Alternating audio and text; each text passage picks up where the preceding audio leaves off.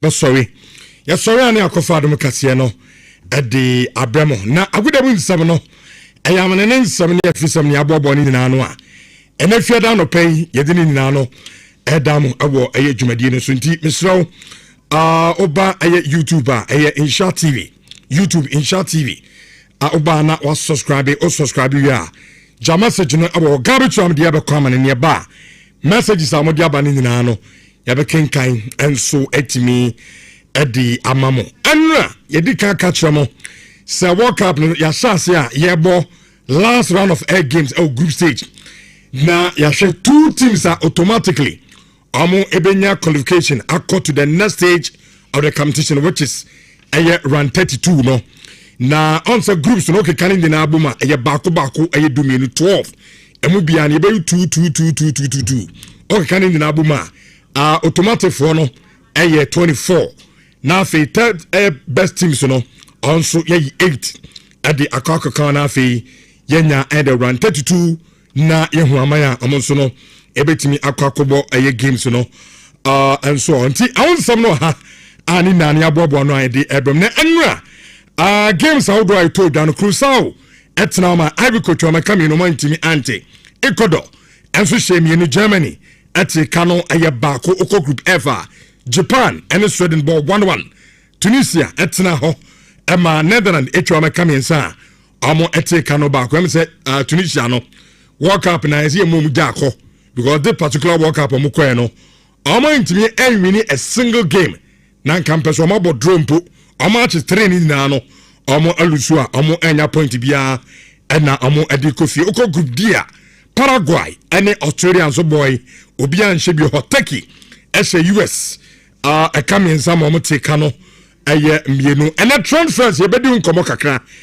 those ye World Cup dia but teams no it my busy pa omo eye business and also honsam our tifo yatena si yemfa enkamo na games no mimse garbage ram etena so de bewuram na yedi eye enkomo Black Stars nso no make us enra nwumre na omukopiem our Philadelphia omoboabo omo ho for nyame adoma ochina 9 p.m. ebra yene crucial game no enso ebetimi abaso na enra na nyasam kito akra government delegation omukoshia Black Stars team no any players ne tenancy din komo no for na nyasam kito akra yakoba na that government delegation how many players no it share promises ahodo ni na honsam awa yebedi sound community na no abo dwumadie so na minim say amanfo bi sasa Ghana nyame yado me bo crochet wi a countries ben na likely say you qualify round 32 what are the likely countries yebetimi no mo enso abo awo round 32 yakoba yede mawuram ne sa permutations ni na sa dynamics ne ade no yebedi nkomo na yahwe likely countries Ghana a place further ye no mo ebobo ye place second so ye no mo ebobo ye place third ye no mo nyina enso bobo no honsam awo ha ati for ya tena sei yebedi san community na no abo dwumadie so Nhyira 104.5 garbage ram gabi the foreigner ati for odien eko amanani na afi ye de amanani sam no etimi ade Abraham Richard nie ayamamu nyina ache ade eba program no enso yenko na afi dwumadie na se emfi amanane Amuzu garlic bitters mamoja di afrusani ye blood pressure any cholesterol kofom eyi sciatica yaw eyema stroke ayarefo emam pomuden wani ehunade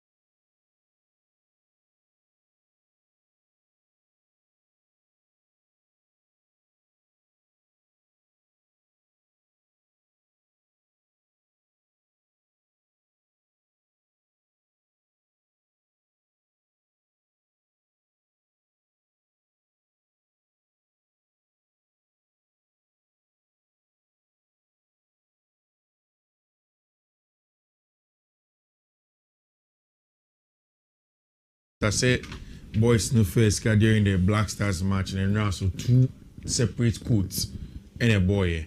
Into first coat no a boy, second one so a boy. Rich and then a phone. Bet we say as the boys need this car.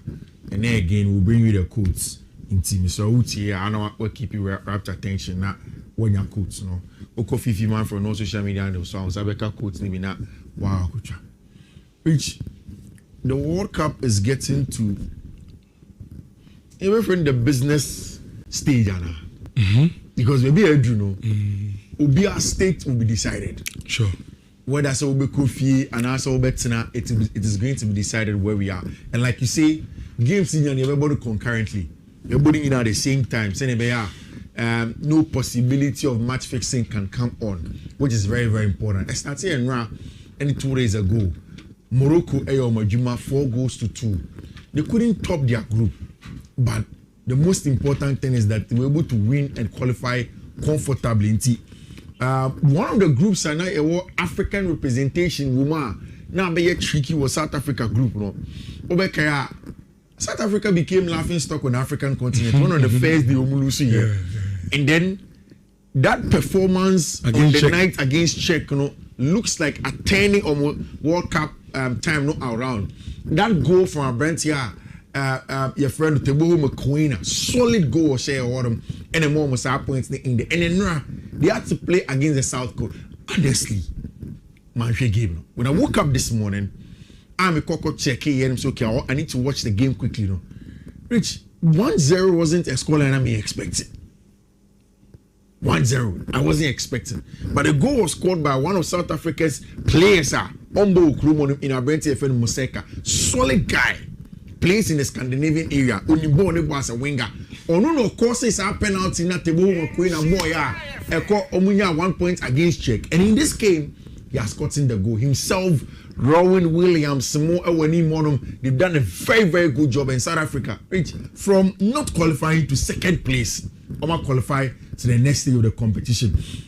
I am excited because of third place, South Korea or 3 points. Because the more third place or 3 points, no, the easier chance it is for Ghana to qualify to a next stage of competition in Minti. And Maseku, any a goal in the 63rd minute, and I'm very certain say all through South Africa, everybody is going to be happy for the performance of Munya and Omokwa away, of course, but Omokwa Toronto, Canada, only the Canadians now. Canada team no. Hey, Rich, you have to be very careful of the Canadians. I doubt. I think that Jesse March boys are very good, and now they played against Switzerland, their team about World Cup, and yes, she cried the group stage of a qualifying. So for the Canadians losing to the Swiss, I was not surprised, and I think that South Africa and Canada any easy game at all for the South Africans. Another one, Scotland for no qualifying, no more route or qualify by World Cup was a little bit difficult for them. But I was expecting they could put up a fight after dropping points earlier on. Brazil photo went into the game with a game plan. See, I must commend Bruno Guimaraes and Paqueta, El Park, Nififi and Ra. They made all the difference in the first game against Morocco and Koyi. But when they had to come in and get a job after so much Curaçao and Ra, they did an excellent job in making sure we win the game by 3-0. Now, I think Matthias Cunha is justifying his inclusion in the Brazilian team. For a lot of Chelsea fans felt like, so over for Cunha, Eddie and Kajal Pedro should go. But in 21 games before, no Matthias Cunha should go to Brazil. In the last few games, I watched 2 or World Cup team against Curaçao and then Enra, he got that goal also for them. But a big man, I brent your friend Vinny Jr. Whilst that Messi, any Ronaldo, show mu go, so mu Jomudino. Vinny is also building something for himself. Now he's in a contract conversation with Madrid and Stoke now, according to Marca, still Madrid follow next offer the come out Vinicius Jr. No, he has not signed, and his entourage don't look like they want to sign. So before the World Cup, Vinny had mentioned say, or no, or Madrid for and Madrid for and he thinks that they will get to a finality. That's stands now. The hold up, as we know, is Vinny Epe almost 30 million in terms of yearly wage for himself. Whilst Madrid want to offer him as much as 25 million. Because Jude Bellingham contract beso.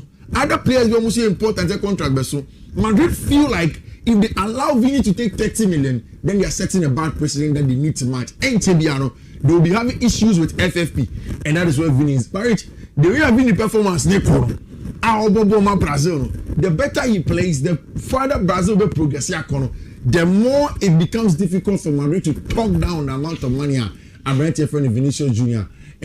Which I don't know if we ever expected, say, on the night where Neymar was back. But still, it looks as if Brazil's poster boy, branch here from Vinicius Junior. But still, any American say, any actually, we are saying. And isn't not because of the teams in our Brazil born India? No, Emma, anytime Biano. Bit is Vini Junior. Yembo giving you the best player. Oh, but Messi also more against the fisherman for him. One you know job some be uncappy. Was it a fisher? Yeah, when I say Messi next match on here on him part half one never go match. On one many players. Jordan for on last match our boy is the same thing. You from saying look at the Europeans. On one first match our boy you share 3 is the same thing. Yenya World Cup. Oh, Argentina na oje no. Saudi Arabia share no. Before ebe game up, san komona na man for di so na ye bebo World Cup na Argentina bebo Saudi Arabia de. Say me match. But ebe we na Saudi Arabia show mo. Teams we on my own ifo. On footballers. Fishermen. You are saying fishermen. I know players ma we from evidence. Fishermen. According to the providence, fishermen. Only players so. Near him. But the whole Ronaldo fans, Ronaldo shit too. Against the info. On the fans, na Vini said Uzbekistan. Wow, Uzbekistan. Play will be in there too soon of Morocco, never more city. Uzbekistan on your mountains and pound. You go and then oh shepherd Juma. No are you one. No no any to and in scout. Oh rem one no one reward. Uzbekistan for Ronaldo Junior Sam Manavi. So and Vini had against Scotland. Best player of the night. And Madrid for no say Madrid for some who come for Enzo money and the other. They should convince Vini and give him the amount of money that for me I think that the boy's stocks keeps on rising as a player of football club Real Madrid. But again, Neymar's return to the team good for Ono and also good for them. After 980 plus days, Neymar back in Madrid jersey with with Brazil jersey with the yellow top no. And if not for nothing, which if you do maybe a competition anymore, the experience of Neymar da Silva Santos Jr. may come to bear. You may need him. You may hear Neymar to probably get onto the Brazil team and engineer something for them. And the idea about why returning to full fitness is very, very good for Brazil for now. And Nhyira Adama will see how it goes. Brazil have topped the group, which I was hoping say Morocco beats my top group, but the Brazil on goal different and on the top here. Scotland also the third place team of group, almost 3 points. Haiti ain't any goal at all. Hence they are out of the competition. Which another good performance from Yakin Burak and Nemran from Switzerland. I told you say. For me, the Swiss are well organized. I want to know why. The management of the team in itself is good. Who he wants to start with the center forward, no. Then game the Indo Bishim. That is the quality of the manager that we are talking about. Canada Forum have managed to qualify in second place, but of course, team my friend of Bosnia Herzegovina and so on with 4 players at the third place team with -1. And also top third place teams now Bosnia and Ghana the be because as it stands we are second into Bosnia and the world. The good thing is that almost -1. Whatever happens in our last game, we should expect and put it at the back of our head. Say goal difference can come to bear, and at the end of the analysis, I'll tell you the FIFA for in terms of finalizing all the results. It's rich. See, I saying a group thing out here. Group A, like saying now only a friend saying only Jude and discussing with him. This is exactly how the groups look like as it stands now. I can't just a few groups say you better finalize it. Yeah, your group, about just 2 matches. Portugal no group, about just 2 matches. Argentina group, about just 2 matches. France in group I, just 2 matches. Then of course also Spain no group, also 2 matches. Then Egypt no group, and also we'll be able to finalize over there. Now we'll be able to teams of ball. say Ivory Coast match on going against Curaçao. Oma and Shad and they don't deserve to go through. Who said Washa Ecuador? And Okobo team will be in the competition or be break to play with them, which is Germany. And on the they had an advantage, but the Germans stand it around and moving here. But in Curaçao, yes, only on the first point against the Ecuadorians, and so only on mobile you can't underrate them there. But it's still a team that I think that Ivory Coast for. I saw me show more. Not the job of points if you are them. Germany and Ecuador, I think it's a game and then nobody should miss it. Because Ecuadorians do so much here, they're out. Germany and Shah, they risk not being top of their group. They don't want that. Because Sawasha, Ivory Coast share Curaçao, Obina 6 points. Germany, as it stands now, 6 points in their group. Based on goal difference. And like we said, when we get to the third place, the FIFA say a goal difference, goal score, then we count head to head and all of that. If they don't take it, they may lose the top spot of the group name. Hence, they would want to be hard on Ecuador for. Ecuador also wants at least 3 points to stand a chance of competition. Which you see, the fact is that this is the golden generation of Ecuadorian football. Piero and Capi, William Pacho, Moises Caicedo, Ena Valencia. They have the men. But how much shocking me? Yeah. Even against Curaçao. How? Against Curaçao, when you're 3 points on them, then you lose against the Ivorians. Now they are in trouble against Germany and then I think it's going to be very, very interesting. Of course, okay, the game and Japan and Sweden never. So I think we were one of the most exciting games also because Japan ever first draw against Netherlands and Okoko share take here. Then the last game Alba against Sweden, they know that the results in that game and they are through and they are comfortable. Sweden also know that after getting points from Turkey, they need to make sure at least on Japan. I think this is a game and a lot of goals. Turkey versus Netherlands becomes very, very difficult and tricky. And I think them want to leave on in Branty and they'll go back. I'm coffee. I'm more players now. I'm more Canadian. There's more other goal and more Hakan Clan no glow more. But I don't think that they've done enough to stay in this World Cup. I think the Turks will go back home. Then you look at the game. See my friend US of A, rather, any on Barabona. Also, very interesting game that is going to go on in the matches. Saying it here, South Africa, the only Canada in number this year. Germany, possibly on the third place winner. And it's all clear in terms of who plays who. Saying in a third place, you be differentiation. First, the greatest number of points, and then the first in a FIFA share. The goal difference also comes into play.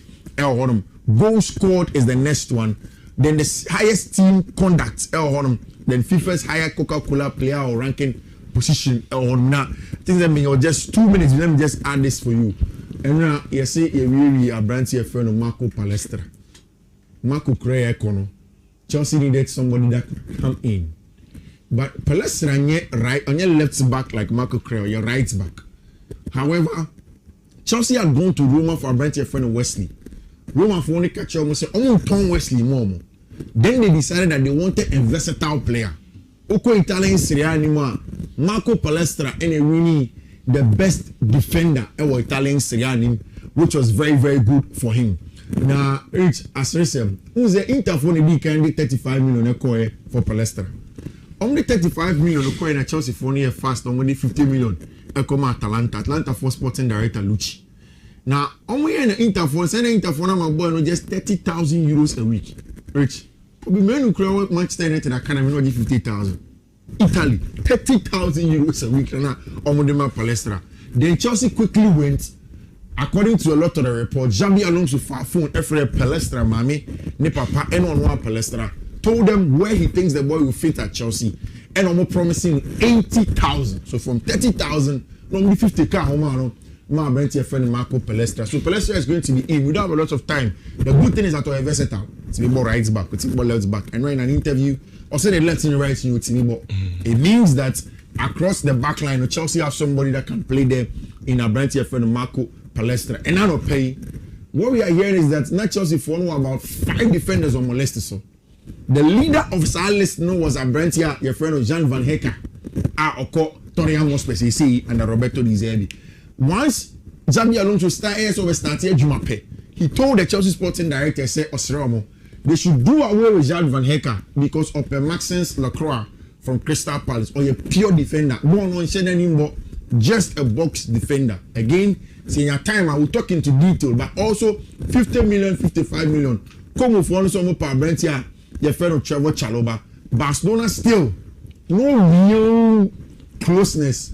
But I'm someone Atletico for released on the about 2 days ago. I want to see the release clause of Julian Alvarez and the price now 500 million. Now, that's now we say Spain a release clause. Why do we have 500 But million? now we say Spain a release clause. So now, boy, and say, remember Barcelona. Also, one more Barcelona dream. Also, for Phillips dream. And the dream no be any Barcelona. It's Atletico Madrid for Mujana Man. Atletico for 500 million, one about to play 500 no million. problem. Atletico there also the problem. But all my own for 60, 70 man me jebo enko. It is hard there. So opeso pushing the dream in there. All my Basentia. Sebastian they don't wait for Paris Saint-Germain. They don't wait for Arsenal. How many times Arsenal Paris Saint-Germain? I'm on for a reasonable price and right.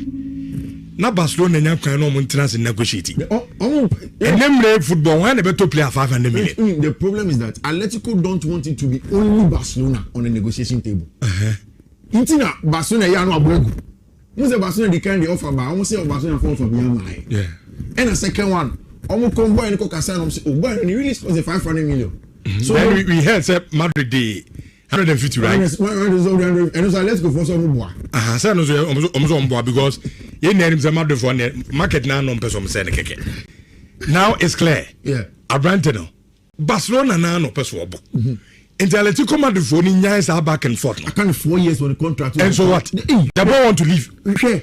Or only how much a ton? What say? To 80 million. And 90 million. To 80 million. Okay, what the Barca mom 120. That's all. Now Barca can't just 100. Yes, now. Say, if you are bringing 120, yeah, train Paris Saint-Germain. Paris Saint-Germain 150 bar. Now, also the Champions League. One of them say dream. No Paris Saint-Germain switching a baby on sweet smack on. So pay the money. But you now so coach na Branten so. Se PSG ba no so mo PSG no wa be. Obakoyin. What is the ball? What is from South America boy? Money maybe 200,000 pounds. Yemrefi.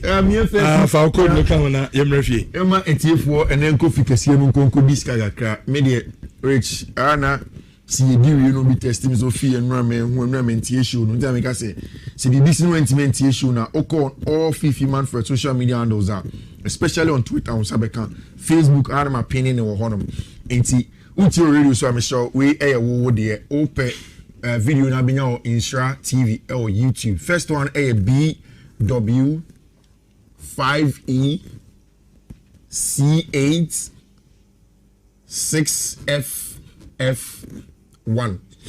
Second one BW 5E C8 C43.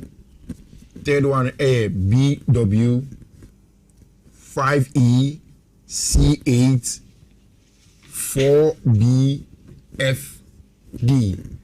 Fourth one BW 5E C83DFO. Fifth one BW 5E C8209D. And the last one BW 5E C80BB2.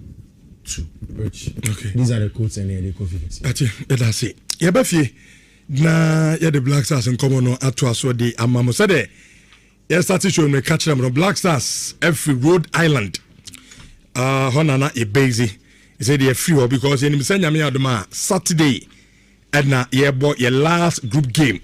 Your name ome from the Croatia and na airbo. Na sa game ye bo of I say boys no first during the Black Stars match and now so two separate codes and a boy. Into first school no a boy, second one so as a boy rich and then ETF funti. Bet we say as the boys need in this car. And then again we'll bring you the codes into me. So here I know what keep you wrapped attention now when your codes no. Oko 50 man from no social media and so on Sabeka codes maybe not wow kucha. Rich the World Cup is getting to even from the business stage Anna. Because maybe I do know, Obia state will be decided. Sure. whether so be coffee and also betina, it is going to be decided where we are. And like you say, games in everybody concurrently, everybody in at the same time. Saying no possibility of match fixing can come on, which is very, very important. I started in any 2 days ago. Morocco Majuma 4 goals to 2. They couldn't top their group, but the most important thing is that they were able to win and qualify comfortably into strength of the opponent. Okay. The any Panamanian is not a very physical game, so we decided to have the ball in certain parts and you see a technical winger sneaker car to hold on to the ball. So when you are defending a game, we decided that we will not commit too many men forward. Into your fullbacks weren't too happy going forward. Now against the English, any balls are a compact 4-4-2 without the ball, 4-1-4-1, 4-5-1, depending on the variation in which I will your points. So it's important. I think say the main thing that influence the game plan going into Croatia will be what we want in the game. Means when we make because maybe during a final game, we want to avoid going through third place because mind you, Portugal. Okay. And you can imagine, say, exactly. Bonate, you have a chance to go to the round of 16. Near Portugal, round of 32. It can go anywhere. We want to avoid Portugal. Also, see this second, there is a likelihood. See, it makes any team or no one from Kakramai. So there is a good possibility that we approach the game based on the and before a match, the Portuguese would have gone on. And other games ever cost on, so we will know exactly Nhyira show game. So one thing is for sure, I think that we will not go into the Croats game again opening up too much. In Ghana for Rebecca say, oh, you bet me a show like Ajiman Bedu says, which is true. Or more weaknesses, you bet me exploiting. But your game plan will not be to go and open up because we can go into the game. Now your corner Croatia say 3-0, 2-0. We will come back and get a negative goal difference. May catch it against Bosnia for no, or more negative goal difference. At least. We want a positive goal difference. And in getting positive goal difference, scoring draw or 1-0 loss. In the bit +0 and I say 0 goal difference. Something that at least puts up on top assistants now in the top in the third place side. So and the most important thing. How we look at the game plan, the Croats, where we stand to gain and lose. Because you're showing here. We can go from a point to the second. The second, you have an opportunity. And then we are talking about South Africa. South Africa meeting the Canadians because almost a second comfortably. And like you said, all those South Africa against Canada, they expect at least they can hold their own against the Canadians. Yes, that is something we should look at carefully based on who the opponents are. Let us look at this from that angle. Yes, a see a bit in Croats now, but yes, you can play with it. Before the World Cup started, make sure say team, I mean, the Croats. Jesus, okay. I told you that Panama matches here trying to share. I'm not worried about the Croats. I think we can beat them. But so about knockout football, be say not over competition. You pick and choose your battles. And against the Croats match, I think they're very similar to the English. You don't go too deep, like saying you ball England for no. We will set traps for the Croats. See, you boost your machine in your chance that we will beat them. But then again, we will still be defensive. We try to be defensive, very resolute, and prevent conceding a goal. See, I'm conceding any goal against the Croats.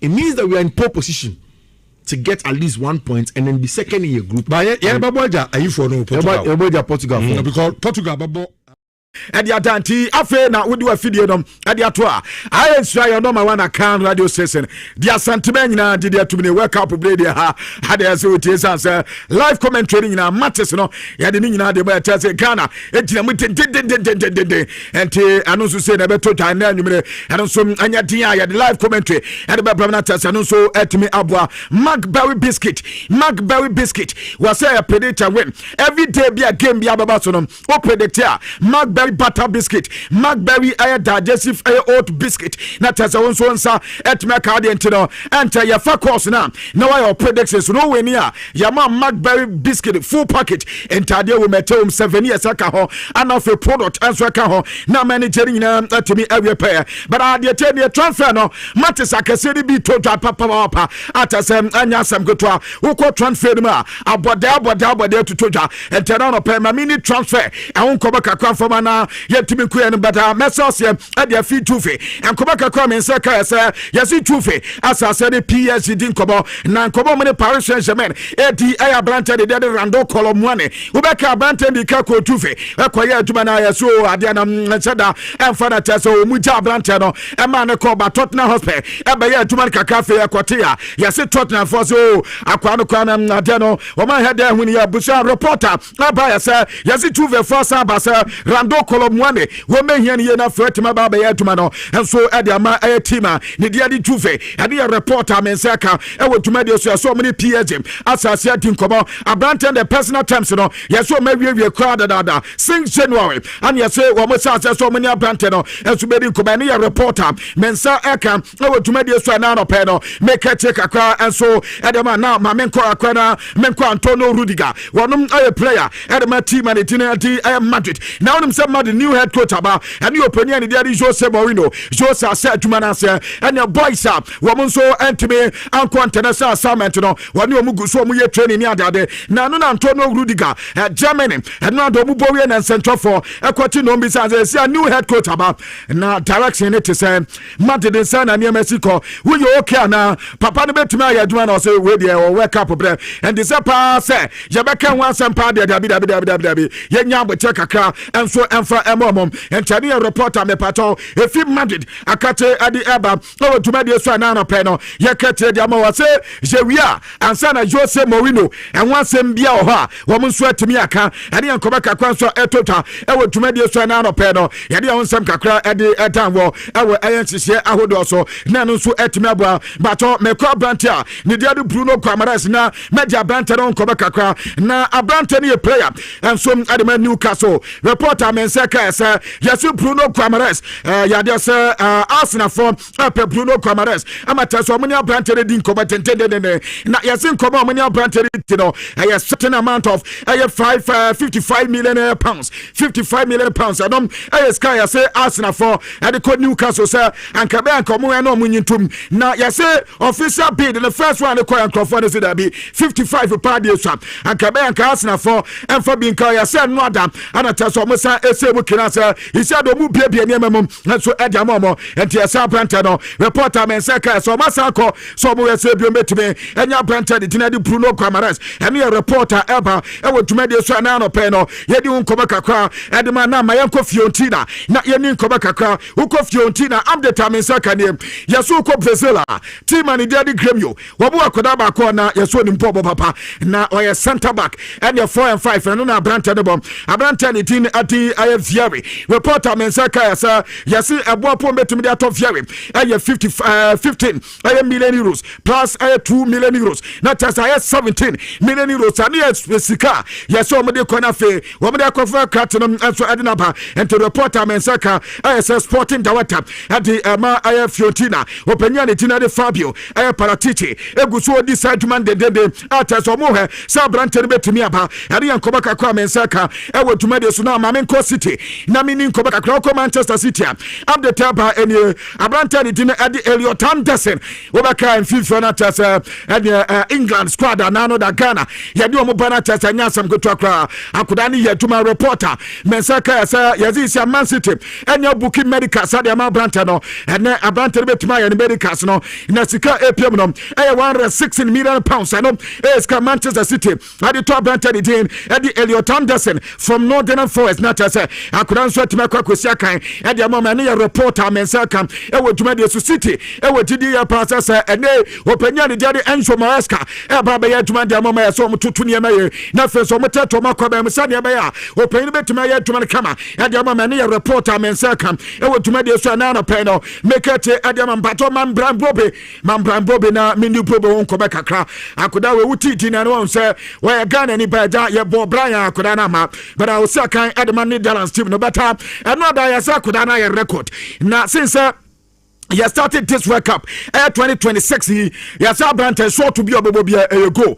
Now the last time ABSC I tell you papa ABC at papa yes in 1966.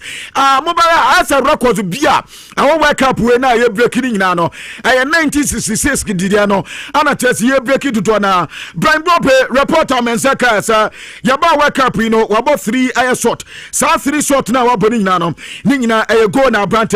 Yes, the last time ABC 1966 and yes will be and some Ayasadiano and I know your Brian Pope reporter if you could katem at the Eba I would to make this another panel Yakatre and so at the amount and so I will shower also not from the Viet and Quebec from the Viet and so yes the work up here now Bantanum and so I assist 2 assists and Tim I know you're from the Viet no now you're by himself baby Akodano will be to man Dick Cabada yes I know so Quebec Epa ewo tumedi so yes Arsenal for come here say Newcastle so Arsenal the last bit now me de call na no ahunda ahumatia na yes come here say Newcastle for ya chat to say scan dem say e be okay one be ya na 55 na me di kaka dem 55 in dem say eswanya de so mbeti no report nso a and so e fair branch the team na di Bruno Guimaraes akate adi ababi bata ma me ko Borussia Dortmund na me ko di tuma kakra uko Borussia Dortmund update am second year Abrancha ni tin adi Felix Meta ya say one so sisiano Borussia Dortmund say ne bo 100 million euros so we a team now per Felix Meta one man me try 100 million euros forget it and now they so Meta Abrancha the amount who 100 million now but the Felix Meta e betima ba be sia kan enso the amount and ya update eba no to me dey so na no pe no make a take akra e the man na ma me ko Pedro Gonzalez mini Abrancha don ko ba kakra Pedro Gonzalez Barcelona player na update am second year akodana kasa e dey fa Julian Alvarez one say Julian Alvarez ya say woko Barca na ho ensem na ba be data ama mad the foko kasa wom do be 120 million e ko 150 million and yes ko betmetia and yes let ko mad so monto akodana na another na center for e ko be sa Pedro Gonzalez sa Julian Alvarez wunya no Barca obepa na no sa na sa akodana do ni mpo ne bo so munya no Barca o mani beti ye pa eti wo mu bompa sa do no e betimi abam sa do ni bam na Branta ni tina di Julian Alvarez etumi ba Barca pa dia e na tese Barca no e mu som aye de ye pa e no e ko beka kwanso Pedro Gonzalez e di epa e wo tumi de so e na no pe mi kete dia ma adagule aye mad the player na akoda no so akasa akoda wo ansa Barca ya se e bia Chelsea mu ni ade e be ko Branta wo no matuma we se bia wo betimi ni nya adagule mu ni ade na tese e no so atimi abo na ko beka kwa mensa ka se no eno ada ya yitaki for free mo na eno na center for eti adagule na wo mi say ntofo asa masa taki for masa ba pa wake up ya mu ba mama ya hwe na de pa na course no so wo bia omo eka se taki players na se bia ono omo ya adwene esan se ball na na nka so nko mopo ede mo man na nya sa ball no no mopo ye ba bia na nka se team ni tu no ene ono mi di team ni tu ye amen ne wo matuma yi o mafimo enso wake up him in fact wano eye ne ye pa ana oni obia sabe obeka se tia players ni bia no woni on be ya adwene san se team no wo ma mo modern kra ene ye report am pato adakule ade eba e wotuma de so na ana pa mi ka te dia ma meko albi labs kina makwa kodi nkoma kakra awona yan diamande enso awona akoda no enkoba mensa ka sa yesi team ni sa won classica ye reasonable amount time 150 bisano e de mo di one na 80 kraba ene o betimi ade esansa Branta we no sabe wanya just a player we a team na wo pa Branta ni there is Jan Diamanda ye wadu so beba betua esansa no ada masa ball na akoda no boy na nya beto after costume no timi sa akoda di tituma ye pa enti wo pa na wo bobo ho ye sasa kan ketenkete ne de nya de so mo so beti no reporter eba e wo dwumade so store na Tottenham Hotspur egu so mu di nkoma no enkobo mu ti nyina Sandro Tonelli wo mu yeso betime nya akoda beda yasa akoda na green light adi ama team and tinari Tottenham Hotspur but awoko itiri so a yasa nkobo bebre ekoso ewe itira ya se amanfo bebre teams bi wo a wo mso ayo madwen se omunya Sandro Tonelli akombe peye pa no update amenseka ewe dwumade so Messi Tozo update amenseka ya se yasu ko take Turkey for the GD pass. I didn't know bet me aboa. Emma the Turkish Football Federation. Etimako the name panum. I am Messi Tozo. And also as I say, Onunsu as a bet me. Ababe president at the Ama Turkey Omu Football. Federation or more president. No. Yes, what I say. This uncle, baby a Turkey minor do. Oh, football must say.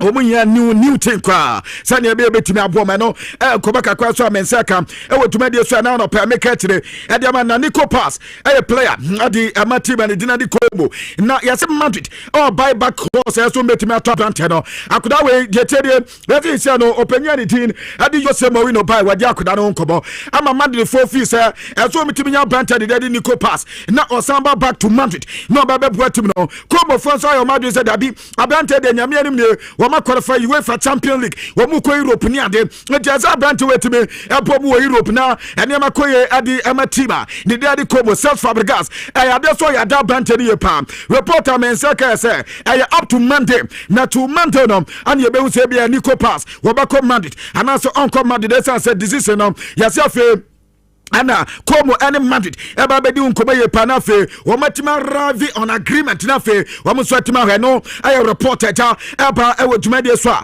ana no pay make it adama na eba se yesi neighbor eba ko Cincinnati eno ye Major League Soccer reporter mensaka say sa negotiations no agreement no ewu ade no mentime antrust bi momentime reach agreement esa say nanka offers ne basanka niema betima nya kwa na what na America ha na wabo ma Cincinnati ene man so tuma koye dia momo ene ye reporter Neymar the do na off ene so won ko makakra make it dia ma oni yesi AC Milan boboko no eko Paris Saint-Germain wo mutaze Gonzalo Ramos akodan de wo mo target ye pa negotiations no yesi wo masa so many Jorge Mendes ha wonum aye agent ene ma branta de de Gonzalo Ramos no wo masa se ni din komo so metuma reach agreement wo munya reach agreement na fe wo munya branta de sam wo be se kan de AC Milan na afe womum ansoba na womni PSG enso etima wiwe na akoda no etima ba be bom this season eno so yenkoba kakwan so a epa ewotuma de so abranta de Marco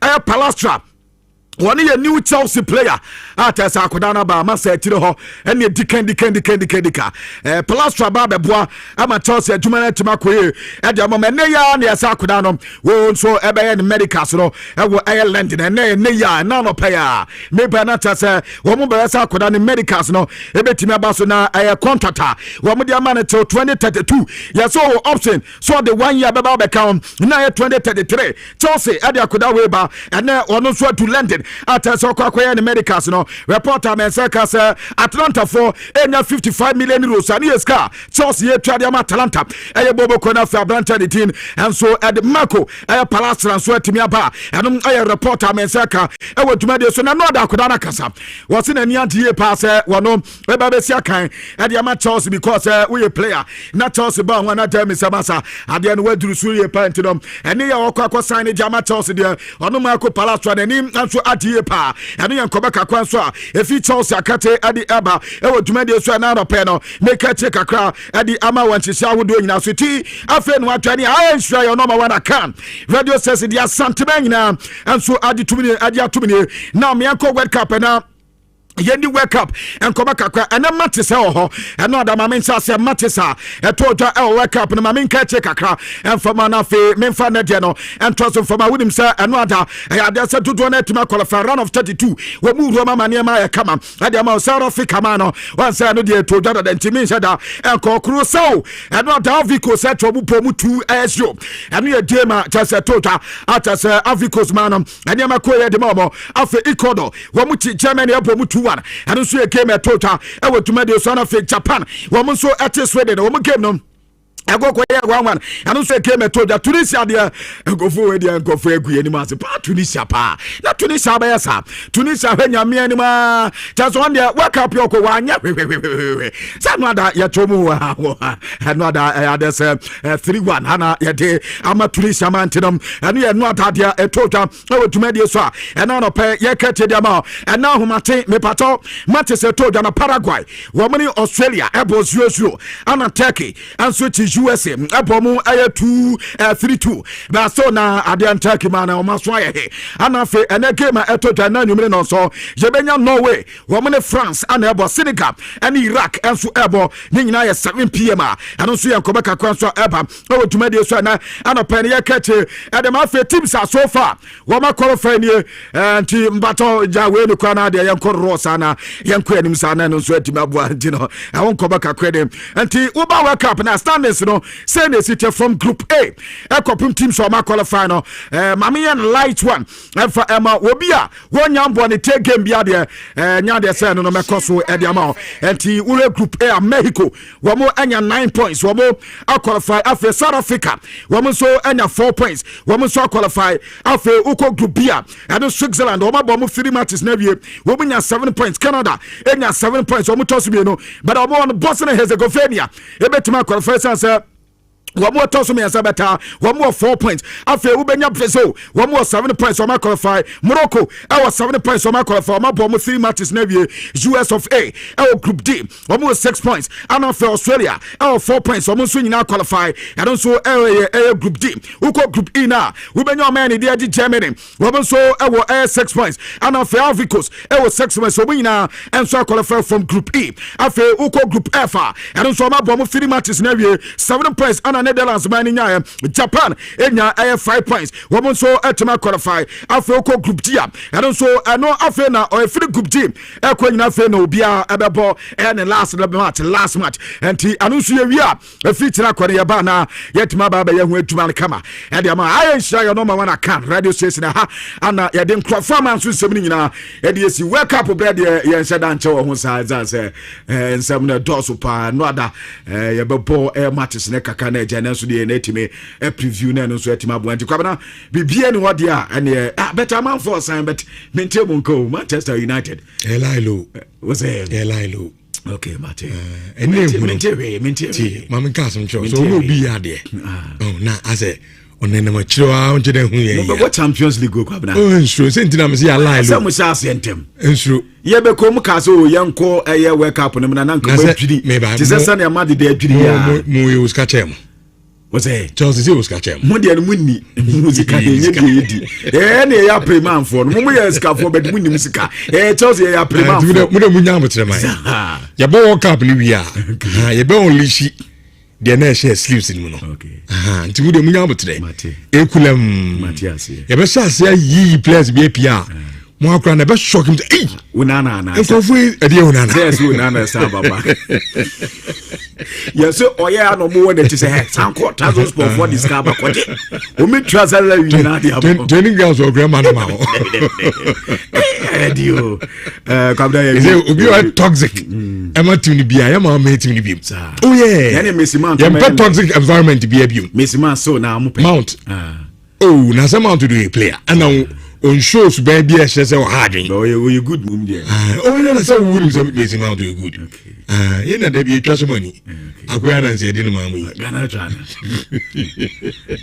be mum dey sisi ana I say ade an ye the fake ni me mas na musuma be fake oh no problem na mo to fake be mas na no ni ma do okay there man to fake o man to play papa o we say kai ne de cabbage mo jagi o se na jagi wa yi na cabbage wa mas na jagi o no ayi nkuso ne de ni nyina mo mo ya we dada I see it so far no on some groups na e ba ko 12 we see CL enti said the na ni no emran ne say two no de mo de ni de automatic qualification na third best for no ye 8 ye message because okika 2 ni na ebomu a obenya 24 yes na third for no so ye 8 e de abaka on nya 32 yes of course enti so far na dem so de kan bobo automatic for no enti afi na nyame ya adma ye bo group ni na bia na afi na ye hu third best for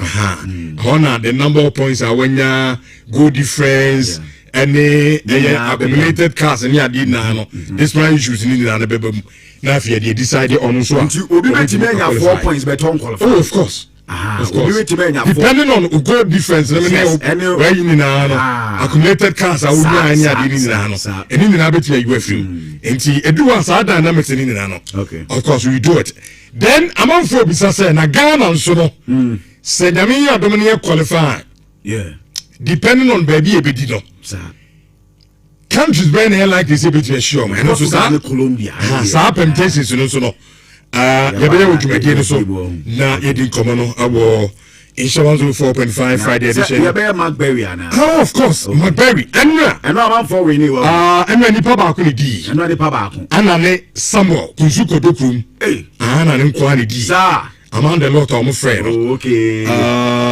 ana ne Samuel wedi eye achede de free McBerry biscuit also akase eye biscuit no t-shirt ana eche enti ye hwe mi se abrante de baba na yede na achede enso no e de amana and so we go again o matches no so hane games no and the guy abobo so Norway babo France Senegal abobo Iraq and 7 p.m. games no because I catch them sisi baby adu ni de e concurrent and na ye bo e games ni na na ahomachi 12 a.m. yenya Kedvedo obo Saudi Arabia Uruguay obo Spain na ahomachi krona so 3 a.m. yenya Egypt obo Iran na New Zealand and so abo ome from say Belgium and no 3 a.m.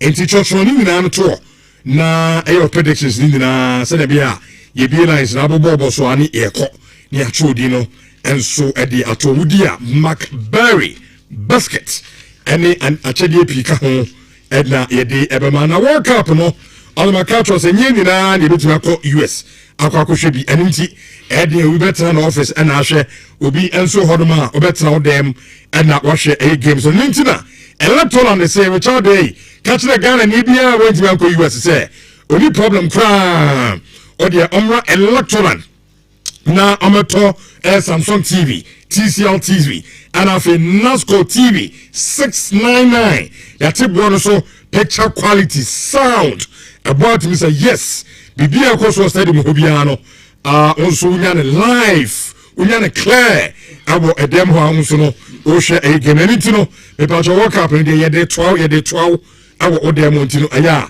na wato o TV ne ho nyama ni nyina no ade free aya electoral wenim ni na chine yesan aya raffle oto ade na ye be ma coupon bi me pa cho fele na fama wo mo ado so nyame ya adom ne raffle no na ye bo dia achede atele so hu se boyi and so electoral ade ebema wo 0503 159 739 me patro electoral and number no fresia na ene omo eni enkomo ene anopay bosifie awie edu tama enso de cables eguso na woya dan de ampacho eye san cablo ana me kamfo ede amawo ene anopay sanse e Ghana heya ene ye cables na tiefo de tene se omunya abute ye nhwehwemu ehwe Ghana ye wedai se kane ede na hwehwe nyina ne e cables no so ebiane bossa na soro no ehia na amake buso enane na kikabu no obunse a result into a dashie na ufia watamsika epupo enso edi esini nyina no eno so no etimi afiru sa no tine so nya san cablo na onso no utimi ede boya odan no kama it as a Ghana Standards Authority Energy Commission eso chado ye nyina ya jatum etikana ni bia nkotobi no so enfamuni dai so me patro your PVC pipes, flexible cables, switches, sockets, multi-lamp holders and afi enyema kanina no oko PowerPoint electricals e Kumasi edum me patro oyira no friend number 0534 800 832 ano e number abetimi ene san cablo empenifo edi enkomo ene anopay na yemfa na bi enso emfa emma the new Bigo energy drink Trillium womo adama enom de Bigo energy drink yi edi aba omudi kan de Bigo drinks no eba menu mienu nyina edi dance say na hyeyi papa is it the latest our market no the new Bigo energy drink na obi a wanum bibia in fact obebu so obeka so Richardo ade ne e kama papa omumu a chese ahode no hu ba bi ebefi a ebeba no nko ne de wi a obesia bo adwuma bi so ene timi saw mo amadwuma den mo amko London titiriu adraba for unya bigo energy drink ribia ebetimi abo ye pa amo drive ye na all the passengers so akwakodru omo final destination new bigo energy drink tobi na no na bibia nye kama enfama inshallah from ye LG Mall yaka abatem aho na afi ye de in game village and you know World Cup matches ni na obetimi aba LG Mall na onso ababu ani akoma ama bibia no kama pa enso etimi the amount and it's any games ni no ye be awo the LG Mall na dwumadie ya catch am aside over hebo no ye san so no eche niam bebre enti oba obetimi the TV akọ fridge air condition microwave no mchese eniam bebre na ye che awo the LG Mall ni no ya na onso abanyame adom ochina sei Ghana e game na ho and the live commentary ebeba and so at the amamoni to yana what trying in the nani hakika at the abuna jumadie ABA Herbal Clinic omo adam omo so asene me pacho wani and a problem I was so sanso and nem ya dia wakotibi hypertension stroke prostate kidney and a problem abahwa me kan fo ABA Herbal Clinic and at the amount ye chira kwan e kuma se ya kwanda so dwina se omo aketene chire hwa and Domahin Krunzum Pamcho, your Hoffing, our 0541 565 199. Na Momo, and in Comobia, Utiaminano pay, yes, it could be na or they are so when you have been 10. The Pacho Pebisia, Amansia Community Bank PLC, and I may come for them on mobile in fear the 40 years, and so can't no more Jumapa. Yes, brand baby account to her savings, current, susu account, and a fixed deposit account. Ubia. Anytime be our pebble bia yababo ama unsanso etimi akabi within 24 hours. Ya bia kama. And so at the amount sanso and about digital bank in Yabipa. With your ATM card. Yamma be anytime be a person or drugs cano. On so betimi aye. Nabesiano me pacha uye kweni sabi eye na abefie mu pesika de ye no mo magisika emfa ankoye sanso na okọ pension open eye pension no kra de no collateral na onso timi agibi mu yekuo ana ankrankre o pedesia na de atrebo dwuma mu a Amansia Community Bank PLC and American form at the amount bra na no mo entrance so ho ombabo ama onso no wasitren bibia kama at the amawo your head office na kasa de Antwerp room and na ebo mo manso no manso kwanta manso dubia manso detano sanso and na bekwai omo be post office no and na anyan kwanta be pacho honina na akokare college of education honina no okwa monsabetimi akamu kumasi anso de baby bebre and na omo enso ewa obetimi afro awo 0247 200013 King Dave Investment. I'm gonna do Camel Natural Selection Charger no at the upper age of some pacha utieme. Now okotare semnebi ama akoti ayensebi at the gu ama okala no so nanka kanina okala na efe pa ba say wa he okala enema enkuya mpacha koto aye Camel Natural Selection Charger ni bi na onso fedra se ne bi a okala no ebetimi atoso oye tuntuma timi dware bi oye kokonso at the same thing obetimi edi edware efehu na sham enitim pacho tobiwate na ebo no so da from the free Europe na edi aba kama pa edi enso age edi atumaniti me pacho o personana uri be dware efehu na say enham dia Camel Natural Selection Charger no and I may come for a day. I'm as say, baby, I told some nebia. Ghana Fana baby, I'm sorry to me. I can be 0243 744855. And no a number. Move to me and no my din command. Ye di chatwano. Where from mattress? Me pacho. Open from papa adaso. Na wetimi ade yi obu honoma. Debia insomnia cho. Insomnia na yade de ba o de ne yade. Oh, the mattress na daso no. And them want to be because the beer bedaso be sorry be anayare. So mattress go order na do pen. Assemble granny. So enti da bia o de ni say I was with the enye. Until they say my catchum say o mi enko royal for mi enko gibi. Enfama na no akwa bi ne di odaso a wo jema cha de hu ani krom nam sisasa.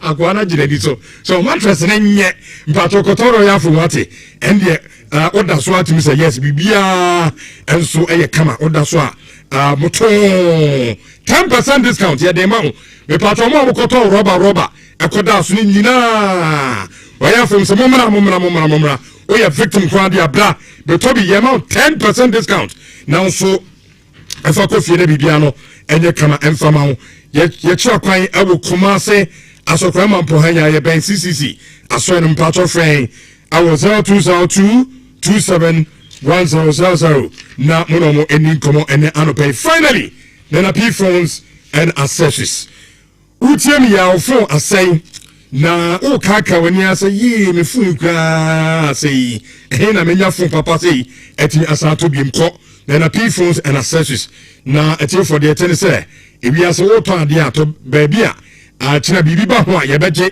na o se ya ma mo na ebe ma mo so o se service ma wa eno so o mo be ne kama edi ama eno na make am phone na P phones and accessories edi ama phone bia okuta bia se e smartphone kwa dia ye to bi kiss tablet ye to bi ye so ye de no oba na usika ne so a ye ba mo tua half ni ato Ghana card na ya ma 3 months to 12 months na o de tutu ne kakra kopem sa onso no ubetimi atua edi ewi aside enono yeton home appliances upe TV fridge air condition microwave washing machine ene sa anya mani nyina ene so make say ye promotion kopem se babo work up ebewie ene so se oto ade a na yasade ade fufuro edi account for example ebi out of fridge ujina ha na yama iron surgical ho ukofia na ode akwakoto watade kama umpe wei na enema na mu matete so ntimisaw kotade ne nsamo ade fufuro enka wona nso esebu sika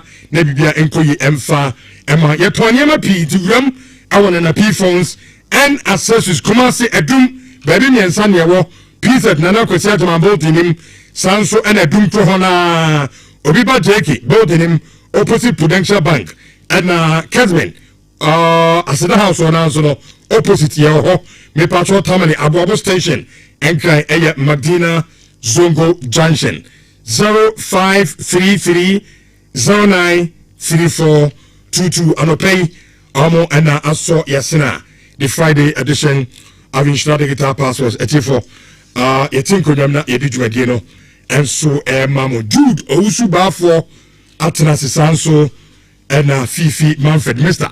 ono so atena se Jude good morning. Good morning Rich. What to say? Nyamiadum mse mitina me kakra. Onya cool.